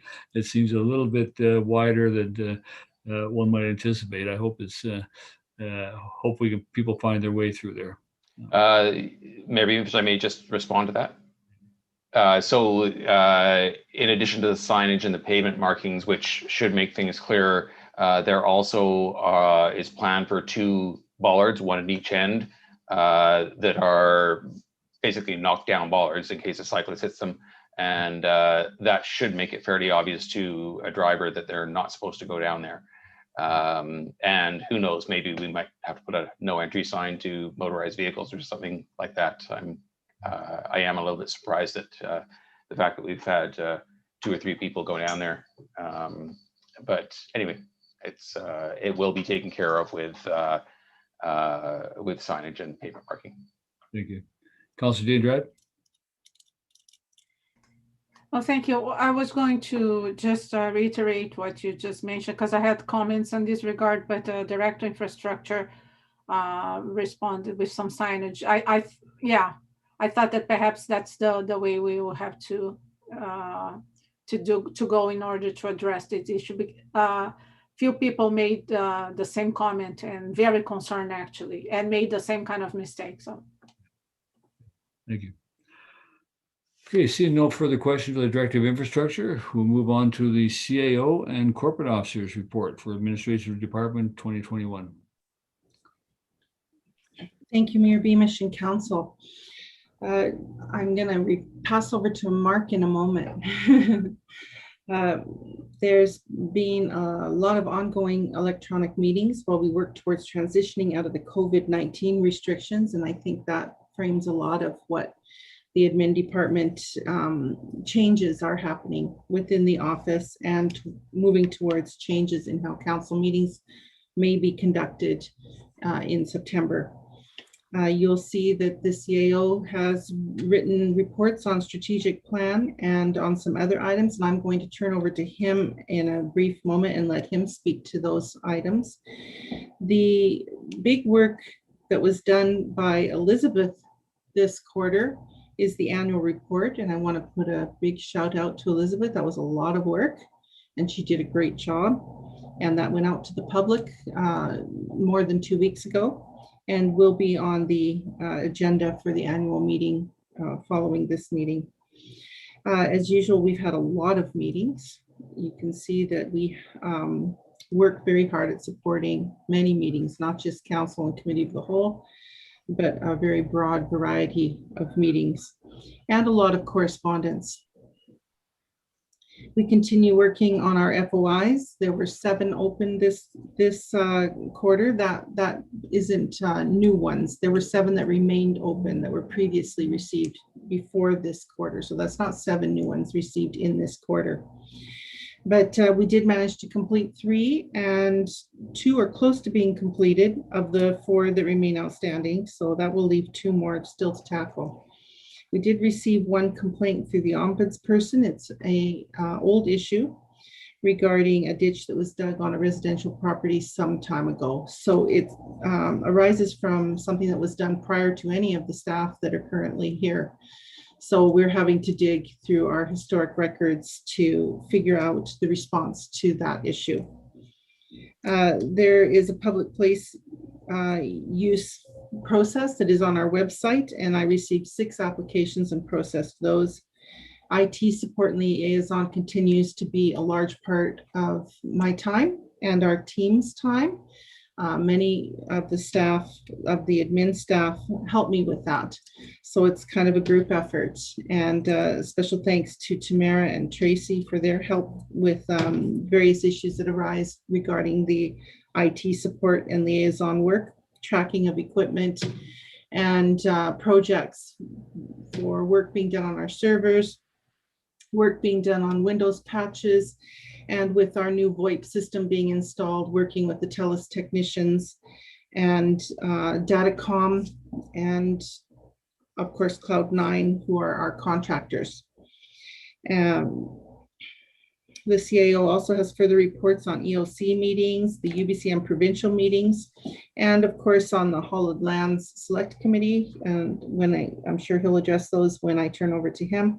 And we've done a lot of work for the Tree Bylaw Select Committee in this quarter, which has got off to a great start. And we're hoping to schedule the next meeting soon, working on that. And you'll see that Elizabeth did a lot more communications work than just the annual report. The annual report was a very large task in a very long list of tasks, which includes press releases, new web pages that were created, announcements for things like the Active Transportation Network and other events, brochures that were prepared, promotions and ads. As quite a long list, signage. She works across all the departments and works with all of the managers and does a great job. And thanks to Lorraine for providing the council expenses that are listed therein. Just another reminder that the 546 that shows up under the mayor's is actually a hangover from 2020. It got paid in January, so it shows up there as a 2021, but it actually was expense incurred in 2020. I'm going to keep it brief and pass it over to Mark in light of the time. Go ahead, thanks. Thank you, Ms. Anderson. I'll cover off some of the other items that Rebecca alluded to. First, I'd like to acknowledge the bulk of the report has been put together with Rebecca and Tracy, and I really appreciate their help in doing so. Regarding the strategic plan, progress has been made on many of the action items identified by council in its 2019 to 2022 strategic plan. A few of them I'll highlight. And a council workshop is being planned for the fall of this year to provide a review and update on the progress thus far and identify the project priorities for 2022. With regard to increased community engagement, which is one of the strategic plan priorities, this has been alluded to in a number of meetings now of the public information meetings and surveys that are being sent out for public input regarding infrastructure improvements, housing needs, and parks initiatives, to name a few. Regarding managing our assets, the Source to Sea project team continues to meet on a monthly basis and advance the Municipal Natural Assets Initiative. Increased resilience to the changing climate. The recent heat wave of June 25th to June 29th specifically resulted in emergency response by the SCRD, District of Sechelt, Town and Gibsons. And although an emergency operations center was not activated, there was a lot of great regional cooperation and local volunteers, including Mayor Beamish, for providing water stations in Gibsons and opening up cooling centers in Sechelt and Gibsons. This relates to as well advocating and collaborating on regional issues. The staff of all departments, as well as the councils and board, continue to liaise with their counterparts at the SCRD and District of Sechelt and the Sechelt Indian Government District. And the communication and coordination providing services seamlessly to the citizens on the coast. It is quite unique in the province to find this level of collaboration among local governments. Regarding some of the recent meetings and other committees, et cetera, that again, Rebecca alluded to. We did have an EOC meeting on June 30th, which was officially announced by EOC Director Jerry Parker that the Sunshine Coast EOC COVID-19 state of emergency was officially standing down as of 4 p.m. July 2nd, 2021. The COVID-19 event was the longest state of emergency in province of BC history. And ironically, a state of emergency was just announced just a little over an hour ago on the fires. UBC and provincial meeting requests, council and staff from the town, as well as the SCRD and District of Sechelt, again, jointly coordinated through collaboration meetings with ministers of the province of BC. Requests have been made on a number of topics ranging from the opioid crisis, human sex trafficking, as well as aquifer and watershed protection. And later in agenda for committee and council, we're looking at administrative appointments from ministry staff as well. Council also recently established 2 select committees, the Tree Bylaw Select Committee, which has had 1 meeting to review the tree bylaw, and the Holland Lands Select Committee, which will hold their first meeting tomorrow to look at the future needs of the present occupants of these properties, as well as the potential for civic and other uses to be expanded or established within the Holland Lands area. believe that's probably covering the highlights. In the interest of time, the corporate officer and myself will be pleased to answer any questions. Thank you very much. And thank you, Rebecca and Mark, for your reports. And turn over to council. Council, do you have any questions? No, silence. Okay, well, thank you. That means you've done good reports, and I appreciate that. And a lot being done. I mean, I think that council is probably quite aware through reading all of these reports of the volume of work that is done on a day-to-day basis by the staff of the town, you know, under sometimes stressful conditions. So that it's really good to see that the work continues, and that the community is being well served in many areas. So thank you for that. So there being no questions, we'll move on then to next item on the report, which is the Glassford Trial Road closure. And we're going to go to the Director of Infrastructure for that one. Mr. Newman. Thank you, Mayor Beamish. So as you know, the town was recently awarded a grant in the amount of $675,000, which is to complete some improvements to our network and to connect sections of our trail system and our sidewalk system.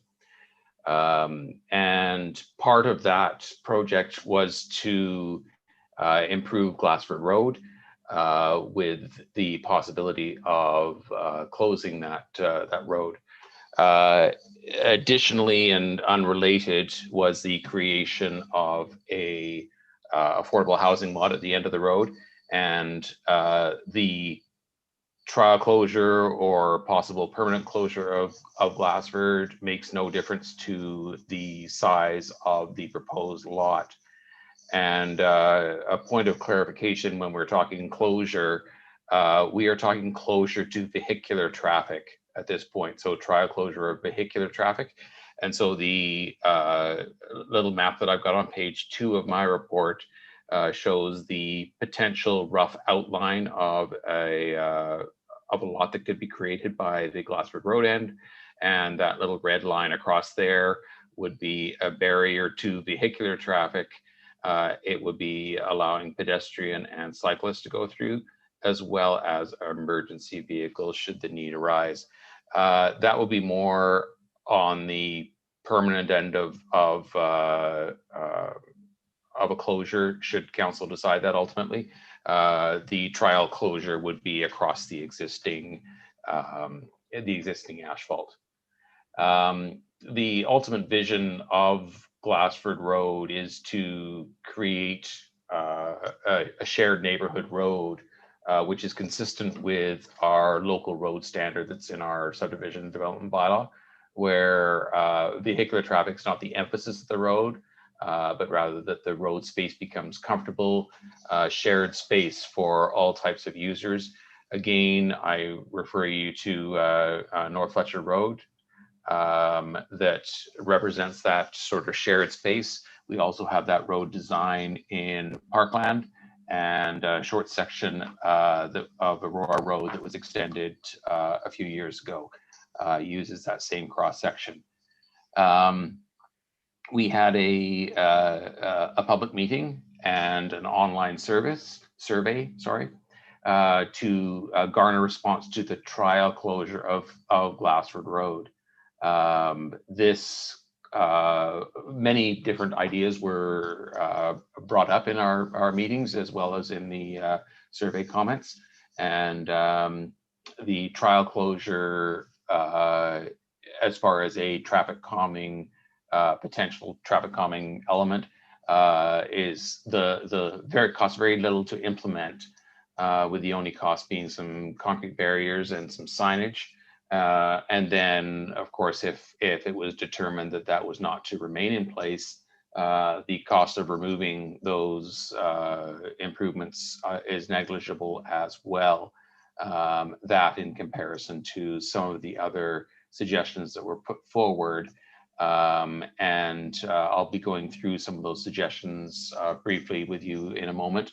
The closure, the trial closure of Glassford Road does not negate the possibility of other measures or other forms of traffic calming on this road. But staff are at this point are recommending waiting until the results of a trial closure in place before determining what the ultimate treatment, I suppose, of Glassford Road would be. On page 4 of my report, it shows a really basic summary of the survey results, the online survey results. And we had, although there were some other questions there, the key ones was, are you in favor of a trial closure, and are you in favor of the 30km/h speed limit? And it's also relevant that whether people attended the or viewed the meeting after the fact, because many questions were answered at that meeting. And so some respondents who did not attend or did not take that meeting in some form or other were at a little bit of a disadvantage. The summary certainly shows that the majority of the residents who are living on Glassford and who took the survey are in support of a trial closure. While the support is lower from other residents, and staff attribute that to the fact that the Glassford Road residents are the ones who are specifically concerned and live on that road, and they're specifically concerned about the speed and volume of traffic. They raise their families there, and we heard a number of times concerns about safety of children and families walking along that road, and there was stories told of pets that had been killed, and also somebody's door had been taken off apparently by a speeding vehicle. So the Gower Point Road residents, and with some exceptions, it wasn't entirely clear from the respondents whether they actually lived on the specific section of Gower Point Road or not.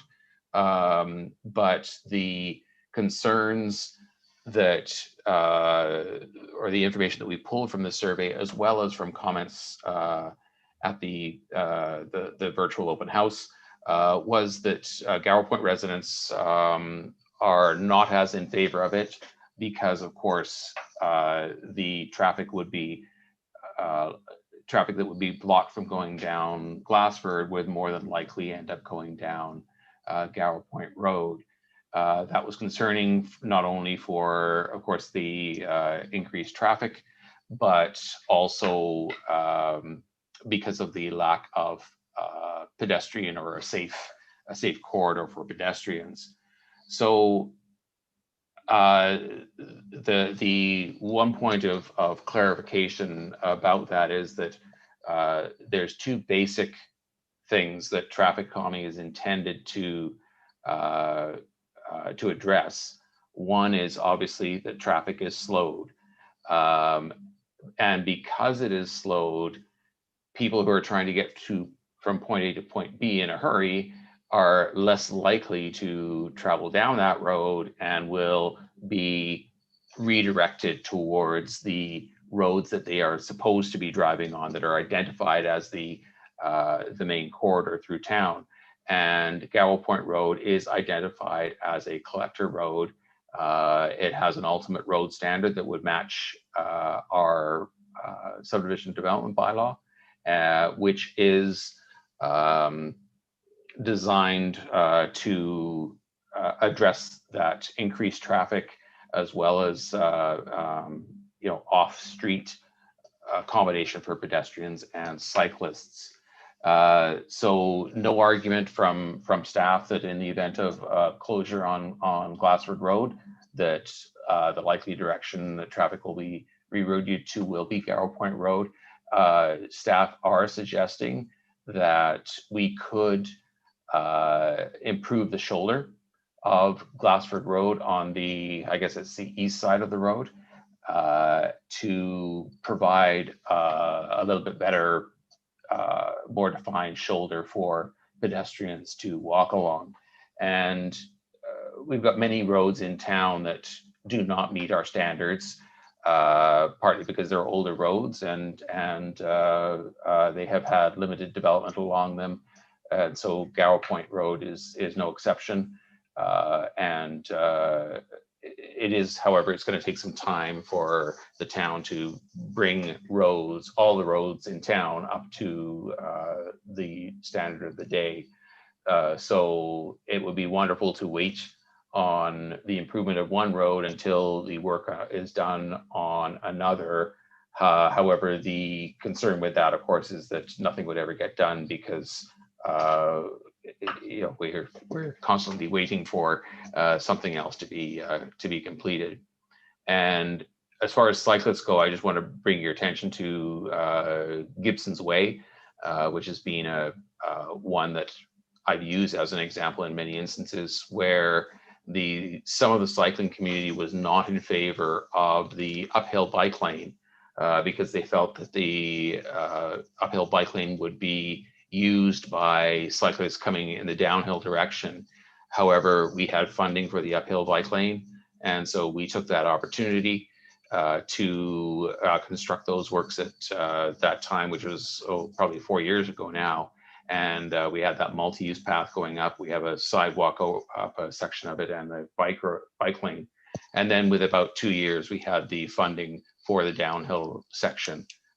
So we take these steps somewhat in faith and somewhat as well in the knowledge that improvements will eventually come to other sections of the road.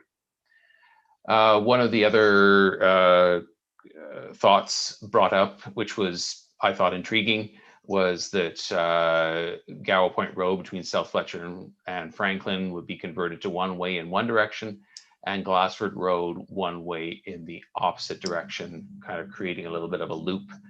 And while it's interesting, it would certainly require a lot more work as to studying it to determine what the impacts to the overall road network would be. Plus, of course, 100% of the traffic that would be using one or the other of those roads would be going down either Glassford Road in one direction or Garrow Point Road in the other. And so one-way roads tend to, or can tend to, actually increase traffic speed unless calming is put on those roads because you do not have the oncoming traffic to contend with or to worry about as you're traveling down that road. So as I say, that's an intriguing idea. Ultimately, I think, you know, staff are concerned with that, wouldn't particularly encourage council to do a costly traffic study on that. However, of course, council could direct staff otherwise. And regardless, as I mentioned, this trial closure is an inexpensive way to implement a traffic calming treatment on Glassford Road. I think I've already addressed improve Garrow Point Road first was one of the other main concerns, and then completing traffic counts, which staff have not yet done pending the decision from council tonight. And should council decide that yes, we will proceed with the trial closure, we would complete traffic counts over a period of a week and gather that data, preferably during, well, we're into summertime now, and so the higher volumes of traffic. We would collect that information and then be able to compare it to counts later on after the diversion has been in place for a while.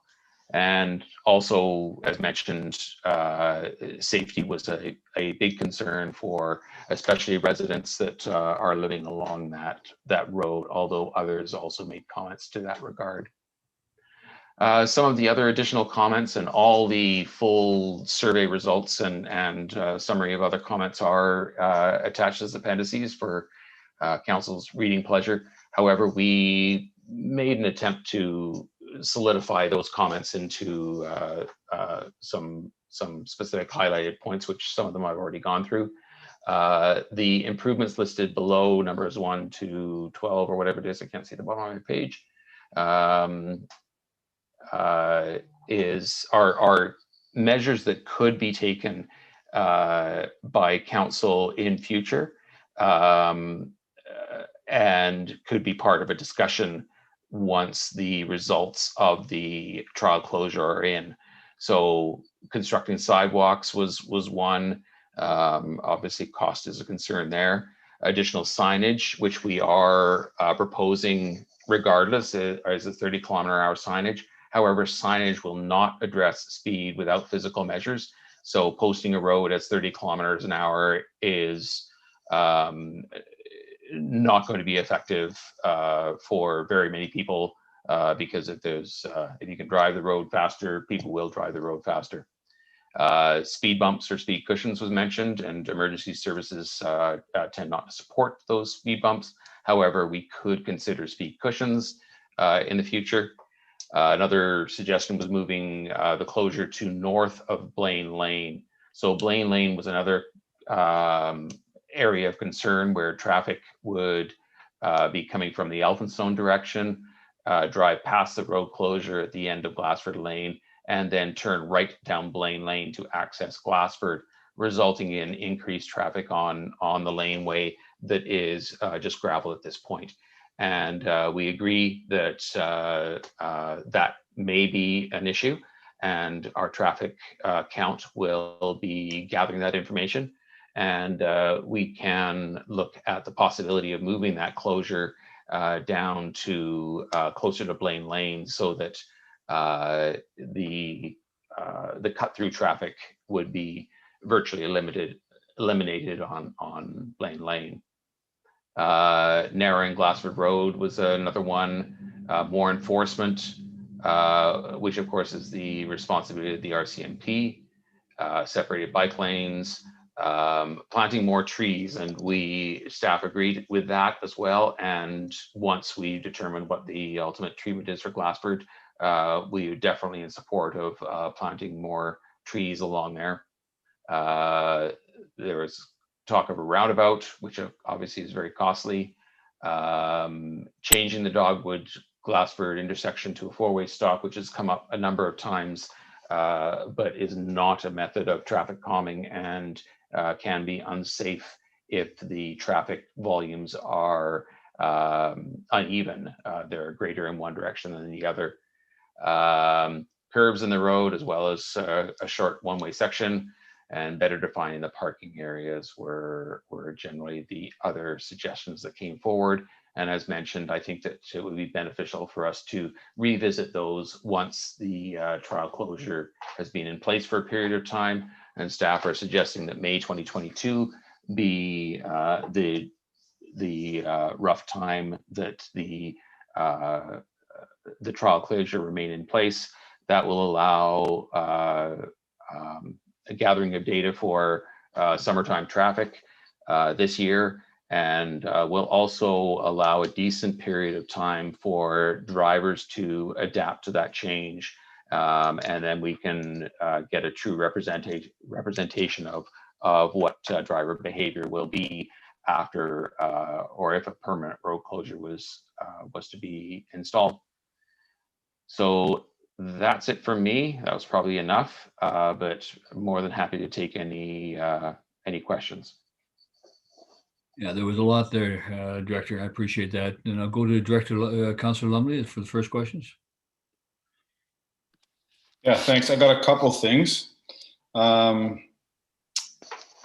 know you're going to do a traffic count. Is there any possible way, other than somebody standing there with a speed gun, to almost like monitor not just the traffic, the numbers, but the speed people are traveling?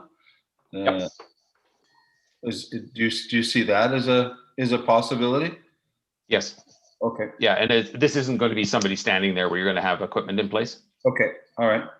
And I just wondered with the money, and I know one of the comments was that clearly if somebody's going to go to Glassford, they're going to start using dogwood, which makes sense. Yes. And they were saying that they don't use dogwood now because the road's so bad. Do you think any of this money could be used to improve or do some slight improvements to dogwood to make it? I mean, I haven't driven down dogwood in a while, but they said that they don't use dogwood because it wrecks their car. So I don't know if you saw that comment, but if any of the money. Yes, and it's a bit of a two-edged sword, that one, because as soon as you improve a road surface, traffic speed increases. So I think we need to look at that as again once the trial closure has been in place. It definitely is in need of repaving because of the relatively little traffic that goes through there. It's not high on our priority list. However, if we repaved it, you know, as I say, I'm almost certain that traffic volume and traffic speed would increase. So it's just as I say, a bit of a two-edged sword there. Well, and the last thing, thanks. The last thing is, would you, I know that the recommendations are here, but would you consider, like, after this road closure, should we be going back to the public and saying, hey, you know, like, ask them again, like, what they think, or is that part of the process, or you don't envision that? I think it probably depends on the outcome of the traffic counts and so on, but I feel that I was anticipating that we would go back to the public, going, this is what happened. You know, maybe council has decided to make it permanent, or council's considering making it permanent, and get people's feedback, because often when we have plans and infrastructure services, we can get little bits and pieces of information from people that help us in what we ultimately do on a road or an improvement. Okay, thank you. Councillor Ludwig? Can you remind me what the overarching plan was for this grant that we received? And like, I feel like we're doing all these little one-off projects to calm traffic and to direct cyclists, but what is the overarching route? Like, so we're going to calm the traffic here, let's say, and we're going to direct cyclists down Glassford, but where do they go from there? So the sorry, I'm just writing a note to address one of your questions here. So the kind of following the route through. So the grant is we've got different sections of improved areas of town that are for cyclists or pedestrians or both, and there are gaps between those improvements. And so we're working on creating a number of different contiguous routes through town. And so, for example, on this, the developer is going to be, so coming from Elphinstone, the developer is going to be building this boardwalk, cycle infrastructure and traffic calming on the other side of the road. Cyclists would then go down Glassford Road, where you either turn right and you're on a bike lane and you head down to the Seawalk, or you turn left and you go up towards Helen's Way and the low gradient bike route that's there. And at that location as well, at Dougal, we're going to be building a crosswalk that will safely get people from Glassford over to the park. There'll be signage and pavement markings and some minor improvements as you go through town and out Marine Drive to slow traffic and to encourage cycling. And as you go through Five Corners, of course, it leads you up to our new or relatively new multi-use path going up Gibsons Way. And then, of course, same thing coming down through North Fletcher, et cetera, is that also links up. Going into Upper Gibsons now, We've got our collection of trails going through White Tower Park, and of course Shaw Road itself with the advisory bike lanes. So people would come up the hill, up Helen's Way. They're now on Shaw Road. They can go as far as the turnoff for O'Shea, go through the woods there, and they come out on Mahan Road. There's pedestrian facilities already there, and there's going to be pavement markings created on Mahan, and then you cross over at the lights, which is great for cyclists because they can cross over the busy intersection there by the Blackfish, and there will be additional pavement markings going up Venture Way until you hit the new multi-use path on that is being constructed as part of the industrial development. And that stops, those improvements stop on Venture Way by the recycling. And then there's a gap again in the multi-use path until you hit the GBS lot that they use. And so that gap is going to be filled in. So we'll now end up with a continuous multi-use path there. That will take you down to Payne Road, corner of Payne and Venture. And there will be a crosswalk there for pedestrians, obviously. And then the existing trail that leads you up towards Parkland will get moved off private property and onto public property. And that takes you up into the Parkland area where you've got a number of different choices as to which direction you go. Reed Road would have the multi-use path and the cycle facilities there. And there's a multitude of trails that are within the Parkland development. One of them that leads to the north end of Brothers Park. The other one that actually goes back down behind the reservoir and goes down towards Venture Way again, as well as the rec center. And then there's one last trail that will be going from the end of Woodsworth, where the Longman Developments has created that new housing project just north of Brothers Park.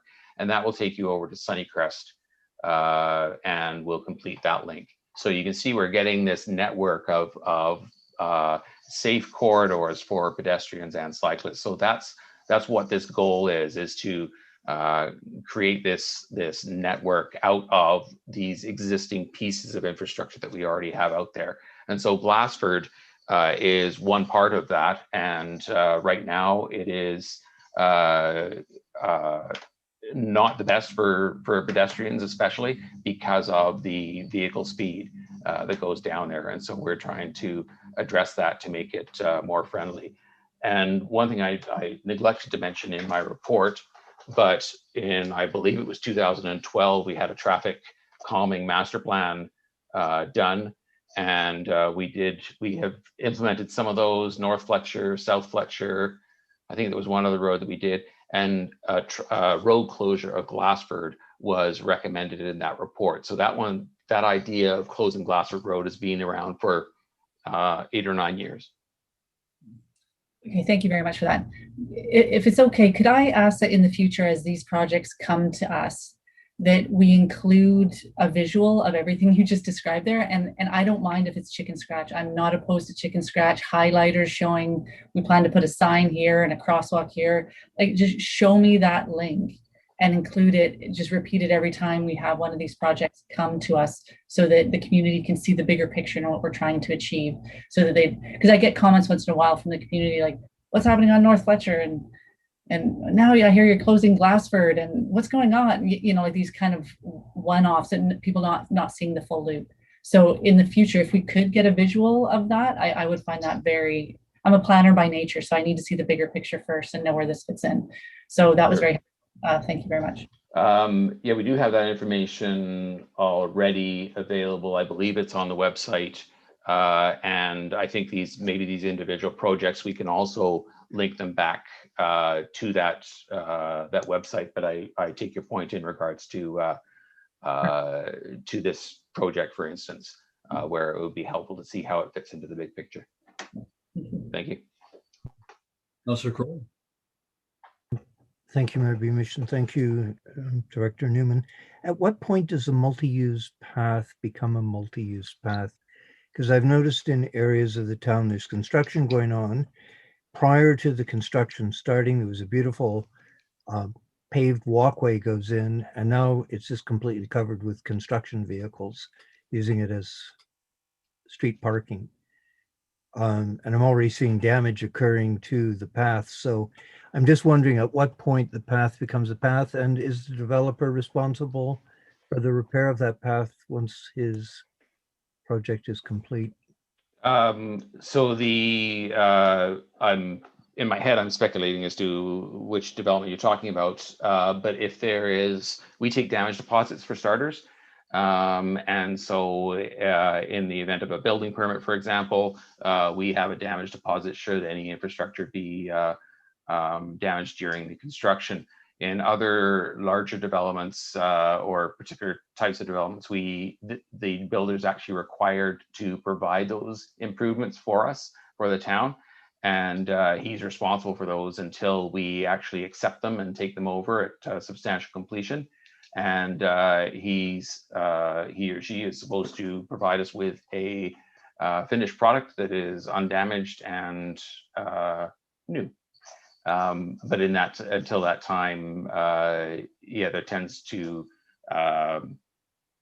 because of the increasing construction traffic, sometimes you're not seeing the use or the vehicle restrictions that you would ultimately see. Great, thank you. I point out, Councilor Crowell, if you do see damage, it's worth reporting because staff need eyes, and sometimes with vacations and stuff like that, those eyes aren't always there. So if you see damage on new construction, let them know. Yeah. Other questions, Councilor? Yeah. I've got to say myself, I'm not generally favorable of a traffic closure. I would rather see, I think South Fletcher Road was successful in reducing the speed of traffic with the pinch points and the cushions. I think that the overall roads are there for a purpose to move vehicles in and out of through the community, and having closures of infrastructure, I think, is a challenge for us. Whether or not we do it on a temporary basis to monitor the impact, I suppose that is one thing, as long as we can come back to that at the end and go to the community, have that discussion with the community, as Councillor Lumley raised, and see if they're happy with that impact or if they'd rather see something different. I just, in some way, think that it's kind of delaying the inevitable decision. My personal preference is we set some basic standards, whether they're traffic bumps or traffic cushions, but the pinch points, I think, are the ones, to me, that give the visual of requiring slowdown.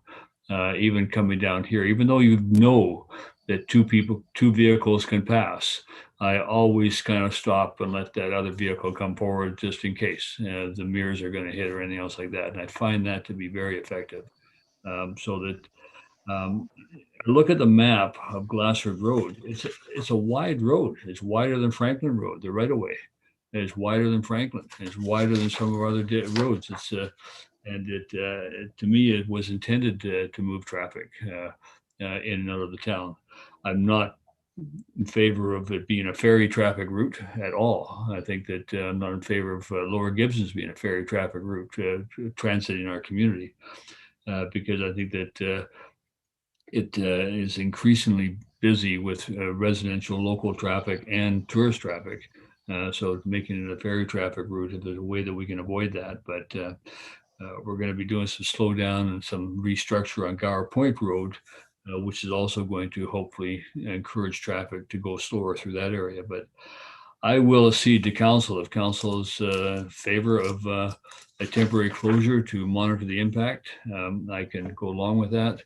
I personally would do it only as a test basis. I think it's delaying those inevitable development of a different alternatives. So, Councillor Dindra. Thank you, Mayor. Have we had I read the report, perhaps I missed that, but have we had some previous study, not traffic count, but from traffic specialists, just understanding the overall flow and for some opinion? Mr. Mayor? Go ahead, Councilor. Mhm. Yes, as I mentioned, the traffic calming master plan from 2012 identified the appropriate treatment for this road and identified several roads in town that were good candidates for some sort of traffic calming treatment. And I just want to mention a couple other things that to consider is that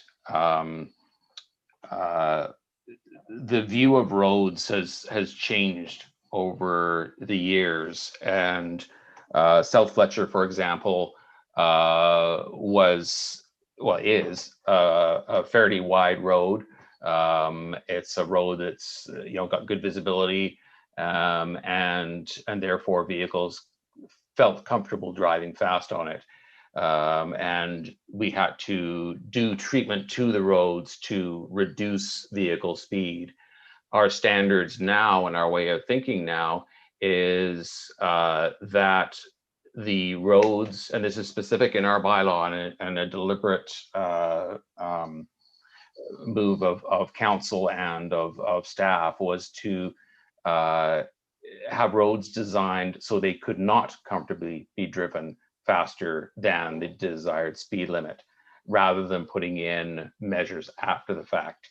And the roads are also, when you look at the old style of roads where you've got pedestrians right next to vehicle traffic, and you've got that traditional curb and gutter, and then the sidewalk immediately next to it, and potentially no accommodation for cyclists.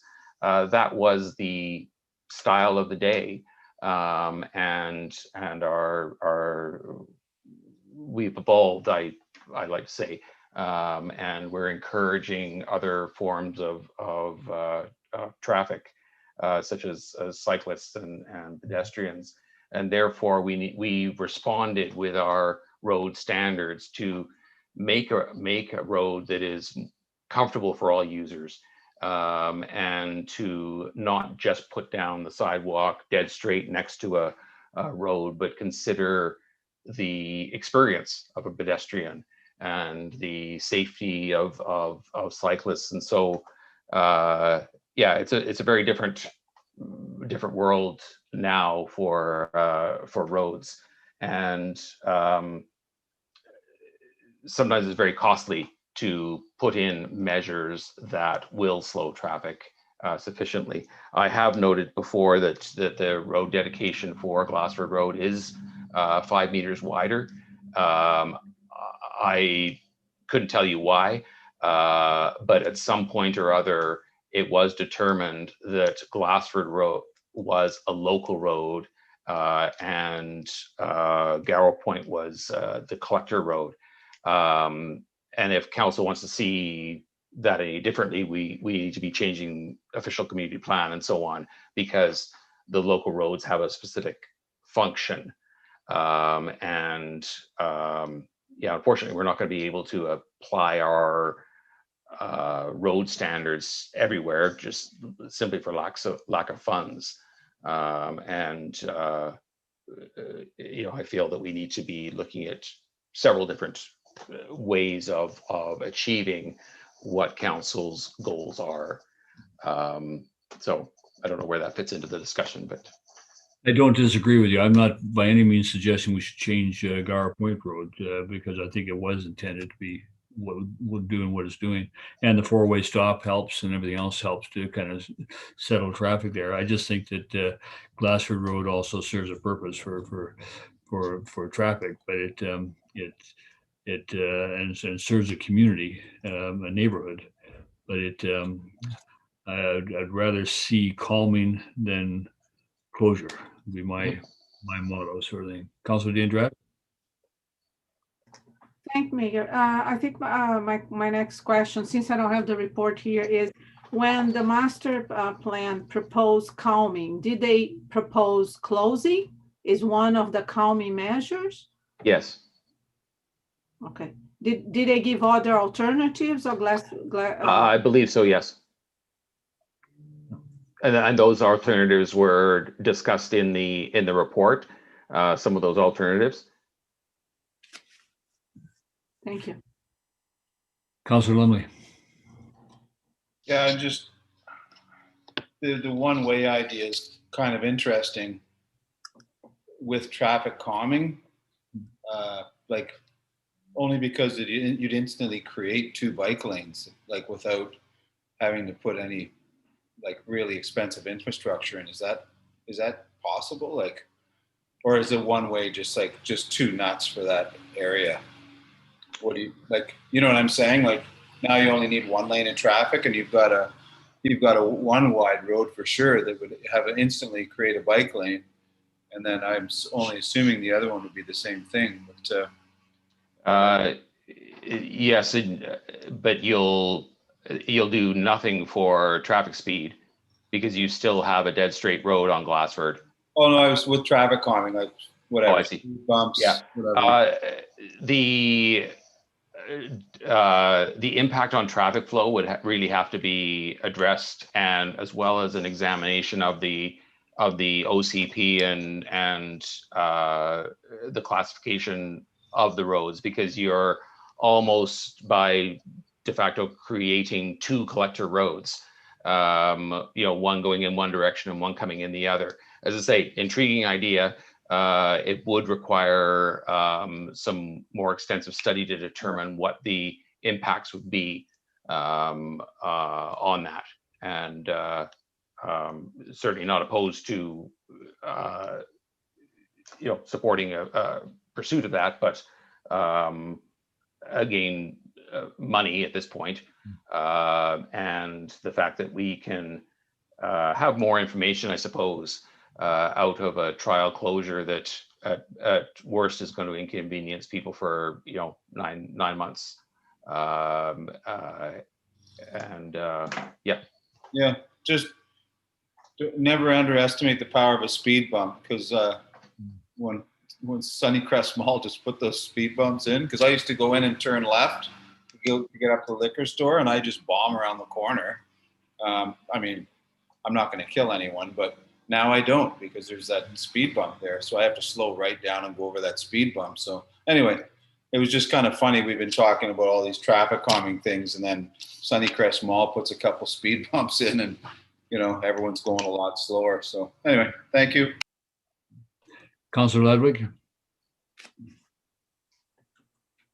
Yeah, just further to Councillor Lumley's comment there. I mean, we've put speed bumps or sorry, Dave, what did you refer to? There's bumps and there's, what's the other?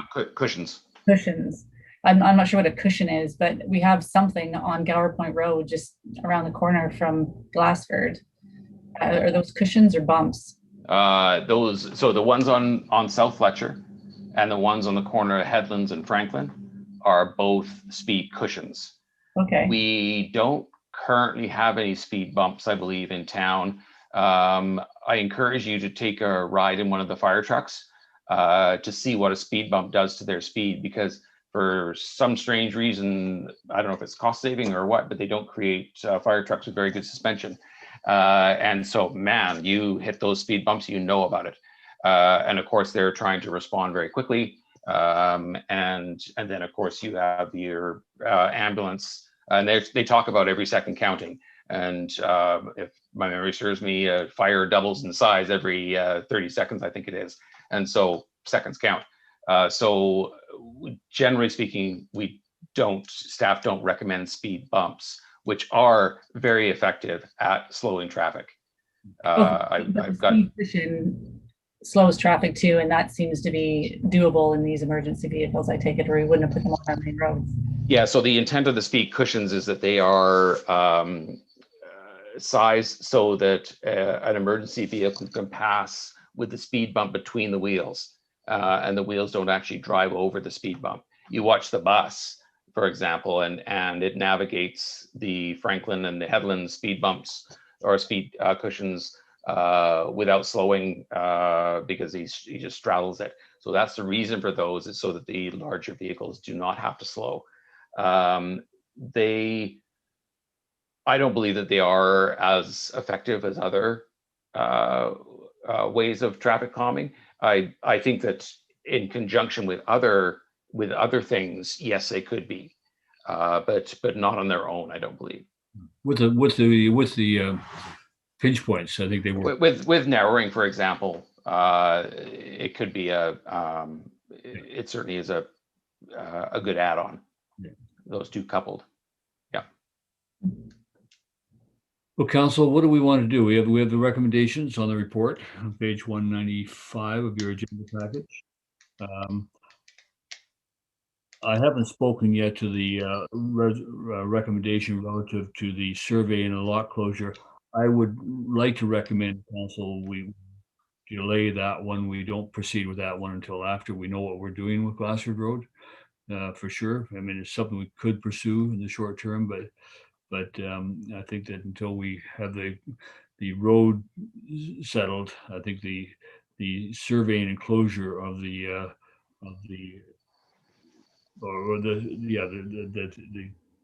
development of the lot, I think could wait until this road closure issue is dealt with. My view. Councillor Ladwig? Well, again, I'm going to start to sound like a broken record, but now I wish we had gone out to the community with 3 options and sought 3 design options and sought their advice or input on that, like speed cushions with narrowing versus road closure versus a one-way. That would have been. Could I speak to that really briefly? This is a trial. And so this, if council was not 100% in favor of it by the time the trial's over, we go to the public and we go, okay, here's your 3 options. Because I don't know that we actually have enough funds to do anything beside the closure at this point. So creating options when we can't necessarily do all of them, I think is challenging. And so this will provide us with information. And then if council wish to go back and provide other options, residents can actually say, yeah, we experienced the road closure and we think it's great, or we think it's awful, or in the words of Councillor Lumley, nuts. That's just my thought. Yeah. Well, if we were going to do the closure, was somebody prepared to move the recommendation on page 195, and that is that they proceed with shoulder improvements on the east side of Gower Point Road between Glassford Road and South Fletcher with an existing budget to provide interim accommodation for pedestrians, and that a trial closure of Glassford Road be initiated after pre-closure traffic counts have occurred, and such closure remains in place until May 2022. Are we there yet? Are we convinced? Councilor Cole? Just a quick question. Is it deemed that a closure to May is required to get a feedback? Could it be done as a closure to the end of December or something like that? Because that would take us from a tourist period into the slack period to gather some statistics and feedback. Could I suggest that perhaps you pass it through for May, because that will give us not quite a full year. And if your feet are being held to the fire come November, you could certainly revisit that and instruct staff otherwise.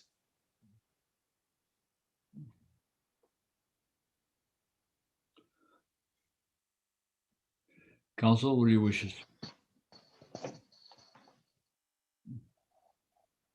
Councilor Crowell?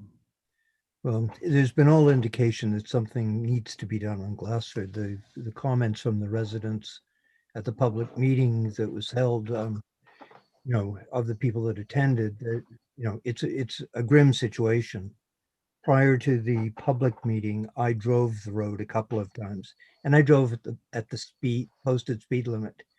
And I drove in both directions several times at the speed limit, and I was passed on the road by vehicles who were insistent on going faster on that road than the posted speed limit. So, you know, I think there is a desperate need to do something. You know, I do somewhat agree with you, Mayor Beamish, about shutting off roads, but I think, you know, we need to get an assessment from the community once they experience what it's like with perhaps peace and quiet in the neighborhood, and get the public feedback from the local residents. So, you know, I would be prepared to move the motion as presented. Okay, Councillor Crowell, are you seconding that, Councillor Lumley? You're muted. You're muted, Councillor Lumley. He's moving the first two and not the and further that. Is that correct? If he is, then I'll second that. But you're not. We have to remember the lot creations, where our goal is for affordable housing on the lot creation as well. So, but I will second that. If he moves those, if he moves the first two, but not the and further that, I'll second it. Is that what you're moving? I'll go with that. Okay, second. Yeah. Corporate Officer? I just want to be sure I get this motion correct. My understanding is that you're moving and that staff proceed with shoulder improvements to the east side of Gower Point Road between Glassford Road and South Fletcher Road within existing budgets to provide interim accommodation for pedestrians, and that a trial closure of Glassford Road be initiated after pre-closure traffic counts have occurred, and that such closure remains in place until May 2022. And that staff complete the road closure process and legal surveying to create a legal lot at the south end of Glassford Road in such a manner to allow the road to remain a through road if desired by council. Was it all three of those or just the first two? First two.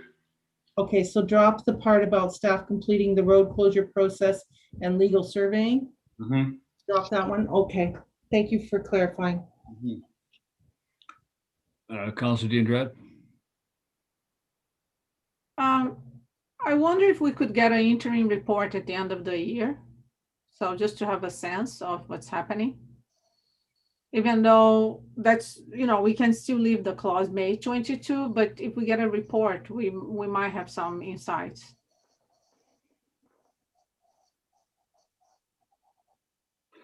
Yeah, I certainly don't have any problem having a report on a quarterly basis from staff on what's happening there. It's an update in terms of observations and any concerns. I would actually, I would agree with the resolution. I'd like to propose an amendment, and that is May 22 be replaced by February 22. Just 9 months. I'm not sure that what we will achieve over 9 months that we couldn't achieve in 6 months in terms of going through some seasons, and also that we could, as we could shorten it, we could also extend it if necessary, if there wasn't sufficient information, or we could make it permanent, obviously. But I think say that we're going to go through a 6 months closure as a trial period. I would like to propose an amendment that we make it to February. So basically, we're looking at basically September through to February. That's 6 month process. Councillor Diendrad, or Councillor, and then Councillor Ladwig. Can you add to your resolution, your change, like and staff provide like the reports? So we will have at least 2 reports before February. With an interim report after 3 months? Yeah. Okay. Yeah. Could I just clarify, Mayor Beamish? Go ahead. Yeah. I suggest a report the staff's already writing could be used as that vehicle, which would be our quarterly reports. Yeah, it could be. Yeah. So an interim report, whether it's quarterly report coming. We get that report at the end of October. Well, in November, which would have some report, but that would only have you basically 2 months, September, October. would like to, Councillor Ludwig? And further that, I'm sorry, if a report is going to come on the effectiveness of this road closure and we're going to sit 6 months to determine whether or not, to determine what the traffic impacts are of that, during that time, I would like us to examine the possibility of a different option, which is these, what do you call them, speed cushions with narrowing. And that if we could have an understanding of what the cost of that would be and whether or not there's money in this particular grant to do it. And if not, where it would come, like, I need to understand the bigger picture to know what my options are, rather than just, because I have to admit, I'm with Mayor Beamish on, I don't like road closures either. I think it just funnels traffic down other people's roads and causes congestion elsewhere. And they're irritating, let's face it, they just are. But I also hear that there's a safety concern and we need to do something, and that perhaps other options are more expensive, but I don't understand where the other funds could come from. I don't understand what our other options are, not in any thoroughly examined way, and I don't understand the public's thoughts on those other options. So if we are going to do this for 6 months, then during that period, I would like to see a report on what the other options would look like, and from a financial and a broader perspective. May I respond, Mayor Beamish? Yeah, Mr. Mead, yeah, you're freezing temporarily, so I see you once in a while, and yeah, I'm freezing temporarily on my end either as well. So yes, the intent is that we would come back after or at and around February with, this is what the final results are from the we would do a traffic count, and say, this is what the results are, this is the information that we've gleaned, bring back the same options that are listed in this report, and say, okay, what do you want to do? Do you want to keep the traffic closure in place, or the Glassford Road closure in place? And if so, do you want to add any other traffic calming elements? Or do you want to see another method of traffic calming in there rather than the closure? And so all of those would be presented to council with the information so that you can make an informed decision. And around that time, and depending on what the results are, would also be council's determination as to how to involve the public in that decision. When does this grant have to be expended by, Mr. Moon? The end of 2022. End of 2022. So we have that full year on that one. Okay. Okay. We have a motion. We have an amendment to the motion. Corporate Officer. Yes, Mayor Beamish, thank you. You proposed it, but I would like a mover and a seconder for the amendment, and the amendments as they come out kind of gradually in my notes read as follows: that we replace May with February 2022 in the original motion, and we add that staff are to provide quarterly reports on this matter, and after February 2022, staff are to report on this option and any other options and costs associated with these options. Have I captured the amended motion correctly? And I'd like a mover and a seconder for the amendment. I believe you captured them, and somebody prepared to move them. Yeah. Okay. I see hands flying. Okay. Councillor Ludwig first. Yeah. Nothing against corporate officers' attempt to capture that, because I know this is very challenging, but I just feel like it's weak. It's not like the motion isn't capturing what, like, I would like to specifically have us examine, say, 2 other reasonable options. And, looking at the other suggestions that were outlined in the consultations, like things like this concept that I'm stuck on now is these speed cushions. It says where their speed cushions could be considered.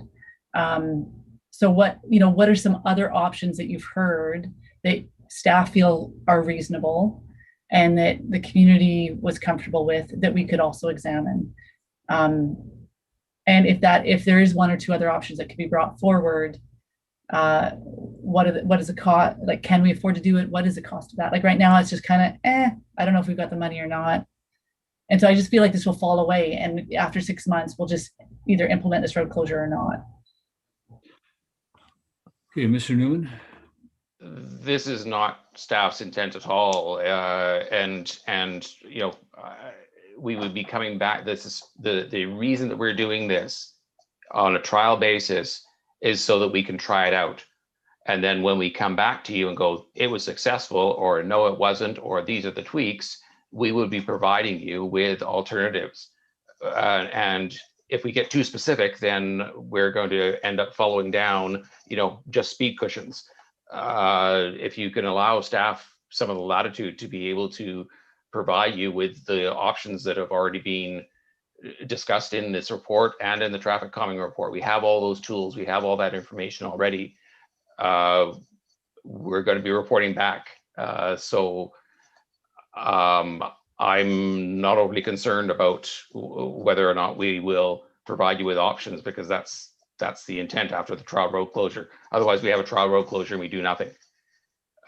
So I've, you know, so you'll come back with options even if this one is successful? Like, it doesn't necessarily mean that it was the well, no, because we're not going to determine whether it's successful.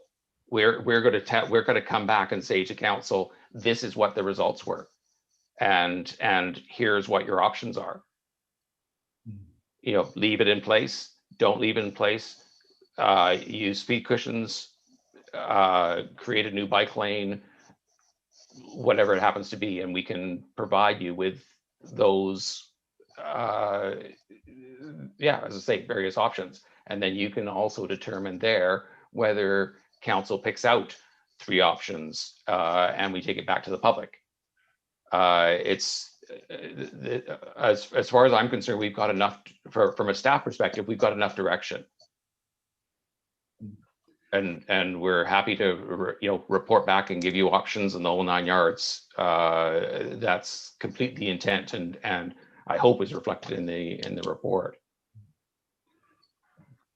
I want to go back to, since the amendments haven't been moved and seconded yet, I would like to go back to those. And I actually want close monitoring of this project as it goes forward, because we may want to stop it. I wouldn't want, for example, for us to be popping up a problem on Cochrane Road or somewhere else in the area as a result of a change we make on Glassford Road. We like what's that game where you have to whack-a-mole, so they don't want to have to start addressing problems elsewhere and saying, oh, look, we made a mistake, we caused this one here, here's what we're going to do. So I want to make sure that we maybe get continued traffic counts on impacts, and also on elsewhere like Cochrane Road, and move that around. So it needs to be closely monitored so that we can actually stop the test as well, if we feel we need to, and then look at alternatives if that doesn't work. Because it's, you know, it's almost social engineering, where we're saying, well, we're going to solve these guys' problem, but it may cause a problem over here, and we just want to make sure we're not trapped into that problem. So I think resolution's fine. I understand that we want to know what's happening on this project on a regular basis, and it may be, I would like to maybe change the resolution from quarterly reports to every 2 months, so that we are reported on this every 2 months as to the traffic counts and the impacts, so that we can keep on top of it. We are going to be going into school season, and that's going to be another change. Councillor Crowell. Thank you, Mayor Beamish. You know, I agree that, you know, usually when something happens in one area, it impacts on another. You know, just with the construction work on North Fletcher, people on Martin were complaining about the additional traffic on Martin. But I think, you know, we do have our reading files, and when you look at the amount of correspondence that's come through already on this, and that, you know, 68% of the people who, and 68% of the people who actually are residents on Glassford, you know, are willing to try the trial closure. I think, you know, that's sort of, I haven't done an actual count of how many residences there actually are on Glassford, but 34 people at the public hearing and with feedback we've had to date indicated that they're in favor of this trial closure. We can't but try, but I know darn well if people are really unhappy with it, we're going to hear very quickly. We don't need to wait for a 2-month report or a quarterly report. It'll be in the weekly reading files. Yeah, that's true. Yeah. Okay, I think we want to move forward. Does somebody want to move the amendments to the resolution? Councillor D'Andrade, seconded by Councillor Crowell. All in favor of the amendments? Okay. All in favor of the main motion as amended? Okay. Is anybody opposed? Okay, I see no opposition, so that's approved. And could that go directly to council tonight, Corporate Officer? Yes. Like, a motion to move it to council tonight? Councillor Crowell, Councillor D'Andrade, all in favor? Thank you. And this is not easy discussion, nor is the one on Gar Point Road, which we're going to be having as well, sort of thing. And in some ways, I think they're linked, so that we want to understand what we're doing here. So, okay, we're at at the end of our agenda. I don't see what we're going to get onto code of conduct. I think we've done it again to ourselves, and I think council does not want to do it next week. We're unable to do it, so we're going to put over to September. We'll find a date in September. We are going to be at the end of today's night's council meeting. You see there's several dates and several meetings. I'll be adding another one to that list, and maybe we can add this one as we think about it. That being said, motion to defer 10-point code of conduct discussion to a date in September to be determined. If we could. Councillor D'Andrade moved, seconded by Councillor Ladwig. Thank you. All in favor of moving to September. We're going to get there, folks. We're going to get there. Inquiries, is anybody left? CAO? Yes, Mayor Beamish. The one other item on the agenda was the report of the Ocean Watch program. Right, However, council's already made the motion to receive the report, so there's no action needed. But if you'd have any questions on that, I could answer them. It's been compiled primarily from input from Michelle Lewis, and Councillor D'Andrade attends the meeting. So it's provided for council's information and the public. Yeah, thank you. Corporate Officer? It's further to, just to wrap up this meeting, I need a motion actually that the Glassford Trail Road closure motion go straight to council on after this meeting. Councillor Crowell, I thought we did that, but Councillor Crowell, Councillor Ladwig, okay, thank you. All in favor? Thank you. Yeah, okay. Okay, and then, then we'll defer. The Ocean Watch is being received. It is a good report. I'll read it and be prepared to answer questions in September. Inquiries. As if anyone has a question, if they would please raise their hand and I will move you over to address council. We have one. Judith Bonkoff is joining you. Thank you. Judith, are you there?